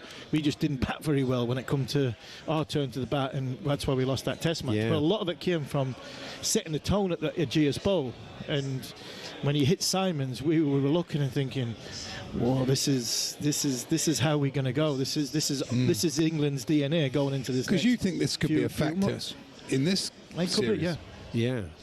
Well, on that one, look, it's about believing you can win. I think this England team do believe they can win. I don't think there's any doubt about that. The arrogance and enjoyment I got of watching Ben Stokes walk through Perth Airport with his golf clubs dragging behind, that made my day, because in my day, it was frowned upon. No, the golf clubs were collected and taken out the side door. We didn't want to look as though we were there to have a holiday. But he just walked through casually. He had a little cricket bag. It wasn't even a big cricket bag, was it? Little cricket bag and his overnight bag. And he's walking through with his golf clubs, and poor Ben Duckett behind him with his golf clubs as well. It's like this cricket team's going on a golfing trip, which they have been so far. But on that, when he's talking about that game, Varney came up to me, he was captain, and he said, "Look, you're on a hat-trick, so we'll put the slips in." I said, no, mate. We heard what Douglas Fletcher said. It's about setting the tone. He's having it. I'm not going for the hat-trick, I'm going for him. And it hit him on the chest, didn't it? Hit him hard. And then he's right. Unfortunately, Flintoff were at slip, and Army, 2 biggest lads you want for backup, was down at fine leg, where he belongs grazing. He probably didn't even know what was going on, Army. But then people like Strauss, Collingwood, all the big ones came running in, and then suddenly saw it was Simons and backed off a little bit. But it was to set a tone. We're not going to be bullied by Australia anymore, because there were too many in my era that got bullied by Australia, right? And that 2005 side weren't going to be bullied. And I think this team is exactly the same. And that's why I think the relevant point that needs to be made more than once is that when you talk about history, and you talk about England losing 4-0 last time, England not winning a Test match since 2010-11, they've won one since 2010-11. All them series that's come before, that's with an English mentality and an English outlook and an English way of playing. These boys don't think like that. England don't think like that anymore. Stokes and McCullum, they've completely ripped the whole English manual up. So what's happened before, numbers to them. Ben was involved in it. There's Mark Wood, Ben Stokes from the bowling department. They're the only 2 bowlers that's out there that's played in an Ashes series. You've got Pope, Root and Crawley, who were there the last time. Everybody else is new. But the mentality of Stokes, the mentality of McCullum, I think you can expel what's happened for the previous tours. And I think this is in isolation, and Goughy's right. The mentality of them is right for what Ashes cricket is needed. There's a lot of talk about the toss as well, boys, because we know Ben Stokes likes to bowl if he wins the toss. of the 5 Test matches played there, one was a day-nighter in this new Perth Stadium. They've all been won by the team that batted first. So it's going to be interesting to see what he does, Goughy. Well, I mean, what's your expectation? Is it kind of good toss to lose for Ben Stokes, you think? Yeah, always is. Because if you remember when NASA did it and they got 550. Yeah, I'm not a fan. Yeah, look, I think he'll bowl. I think he'll look at a bit. He'll want to set the tone with the ball. Or the other way, he might bat purely because there's no Cummins and no Hazelwood. It could go either way. The pitch to me looks as though it's going to be firm. It looks like it's going to be green. It looks like it's going to fly through. It's not going to last 5 days unless they get rain. And a quick game's a good game. I always got told that. You've got a theory though about it being better to bat on day 2 and 3, so therefore it's not a bad idea to get them out. That's the way Ben looks at it. Ben's ideas of it is if there's anything in the pitch, you've got it in that first hour, 2 hours. The best time to bat on it is end of day 1, all of day 2, and potentially start of day 3. And I think Ben's theory in that is you can get. I'm not bowling first like we did. We bowled first. We had to them 5 down by lunchtime, 7 down by tea time, and we batted 8 overs at the end of a day's play. That was what it meant to bowl first 20 years ago. Yeah. Now it isn't. In Ben's eyes, it's we will get whatever you get, we'll get 50 or 60 more because we'll get more time on the first chance we get on the surface, which is at its best, and then we'll put scoreboard pressure into that third innings. I think it's under 350, isn't it? Now, he's right. In our day, you've got to bowl them out in day 1 if you're going to bowl first. So there was that worry if you bowl and they get 300, that's a winning score. Yeah. But it's not now. If they get 350, Australia, first day, and England get them 9 down on the first day, England are... I think whatever happens, Khawaja's facing the first ball of the Ashes. That's interesting. For me, Khawaja will face the first ball. Who's bowling it, Archer? Archer. And I mean, I wouldn't want anybody else to bowl it. The cool, calm, collective Archer. He'll still be ruffled under feathers. I know what it's like to run up and bowl the first ball of it, and it went... Well, you didn't bowl it. It didn't bowl it. But no. I did bowl it. I just didn't land it. I did bowl it. I just didn't land it in where it was supposed to go. But I know what it's like, the pressure of everything that's coming. Jofra doesn't seem to... It doesn't come off them vibes as though Andrew Flintoff told us a few months ago when he was upstairs in talkSPORT that he knew I wasn't right. He knew, he could see in my eyes that he wasn't right, and he said he should have took it. I don't think Ben Stokes is going to have that problem with Jofra Archer. And I think from that point of view, Khawaja takes the first ball and Archer will bowl it. Well, Goughy, you're going to have a bat now. If you want to go and check out, if you can get to YouTube or you can get on Connect TV, if you can watch us on TV and watch Goughy have a bat. It's Darren Bent. We can't let a footballer, lads, finish not the winning, day. Surely. Yeah, he's on 18. Did he win it last year as well? Yeah, Benty's on 18. We need you to get more than 18. Until I came in and broke the record, did I? I think I was the last one to go in. I've knocked Benty off the top. Well, it's happening again, as they say. So, yeah. It's not like you to build yourself up. It's fantastic, isn't it? Hey, we had a chance to pick myself in the Ashes 11, So, Goughy bats very, very shortly here at Sixes. We'll be handing over to the boys on drive. We'll either get a very, very happy Darren Bent or not. We'll find out in the next 10 minutes. We're here with our good friends at Toolstation. Go and check out their unmissable deals, great offers on hundreds of trade brands. Next stop, Toolstation.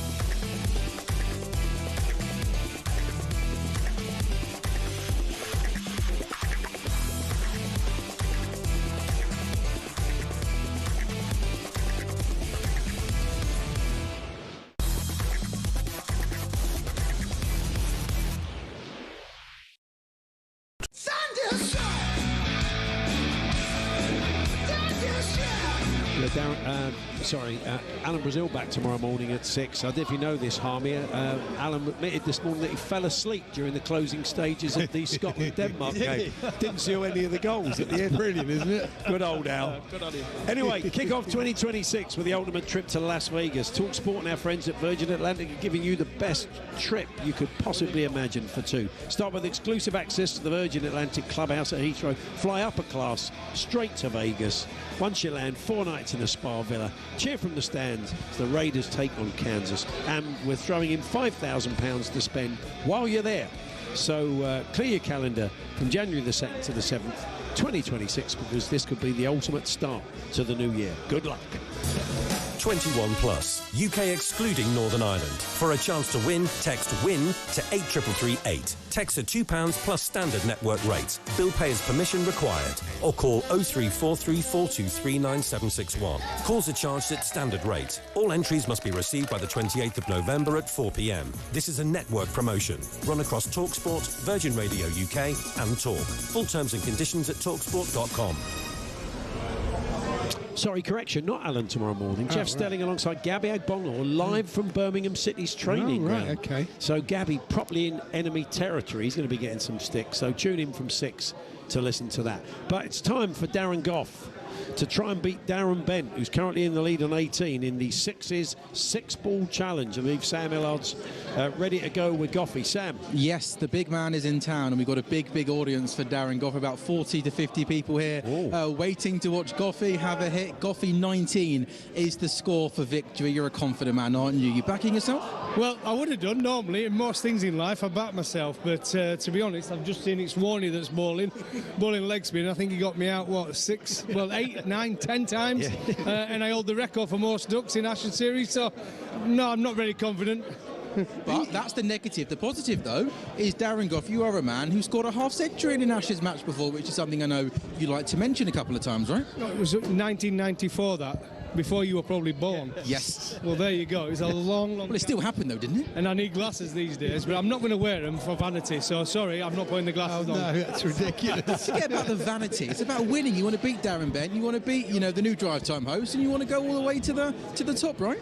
Well, listen, I'll let Bentley have his glory. You ready to go, mate?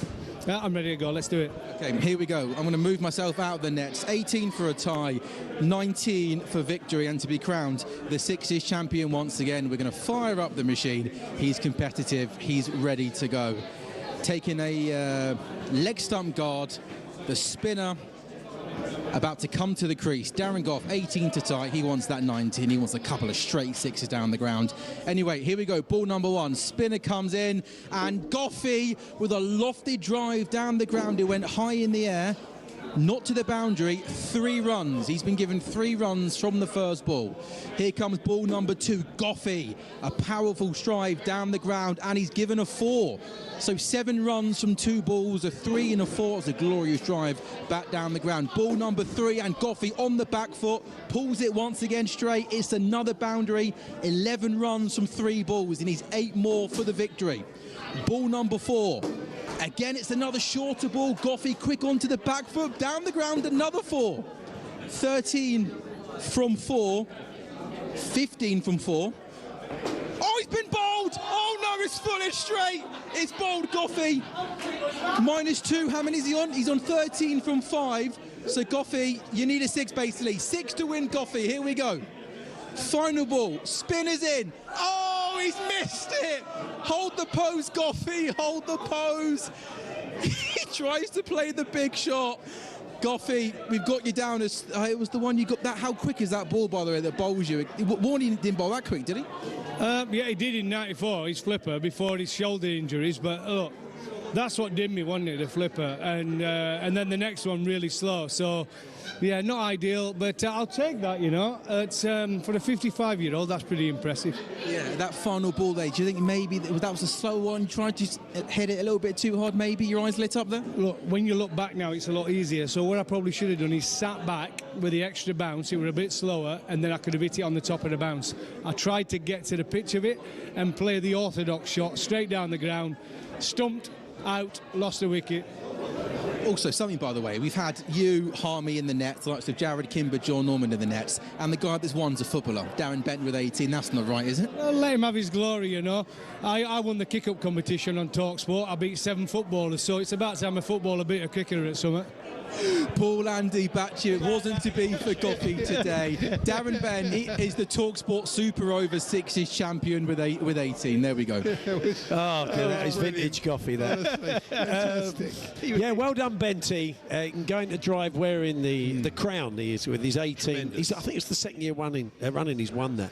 But a solid. The only person to lay a bat on that fastball was Jarrod Kimber, who was not great with the spinner, but the straight quick one he was pretty good at.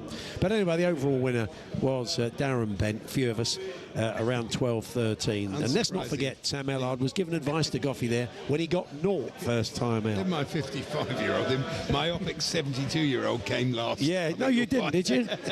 Well, no, Sam came last. Well, he did really. Yeah. We'll just wrap things up. Let's get your prediction while Goughy gets into place. What do you reckon? I mean, there's nothing between these two teams, I don't think. Home advantage, yes. Here's the Wood Cummins. You know, that factor is a big thing. I've gone 3-2 to England. Yeah. If England win 3-2, they have to win Perth, and then they have to be on the right side of toss in Brisbane. And then obviously I'll be waiting for Australia to make a mistake. That's how I would hope that England would go about it. But for me, if England were to win, I think it'll be really sort of barest the margins, as the great commentator said. Yeah. I think it'll be 3-2. Goughy, what about you? Well, I'm very similar. I'm going the opposite way. I'm going 3-2 Australia, but it could easily be 3-2 England. I think it's down to that first test. England lose it, I think anything can happen. Yeah. Well, we could be looking at another disaster. Right. But I think if England win that first test, I'd 3-2. But I'm going to go Australia. If I were to put, like say, you put in anything on it, I'd definitely go that way. Well, Goughy, lovely to see you. And you, Harmy, lovely to see you too. You boys are back. Special cricket show tonight, 8 o'clock, all the build-up to the Ashes. Yeah, we're going to be doing some stuff. You'll hear a lot from me and Harmy over the next few weeks. So we're doing lots of things together. So and giving our opinion on the Ashes. Us has-beens. We look forward to it. Really enjoyed chatting to you both today. Thank you very much. Thank you very much, Paul. Thanks to all of our guests this afternoon. Thanks to everybody at Sixes for looking after us. Thanks to the team here and back in the studio round the corner. Coming up next, it is the triumphant Darren Bent alongside Andy Goldstein to bring you Drive. Have a good evening.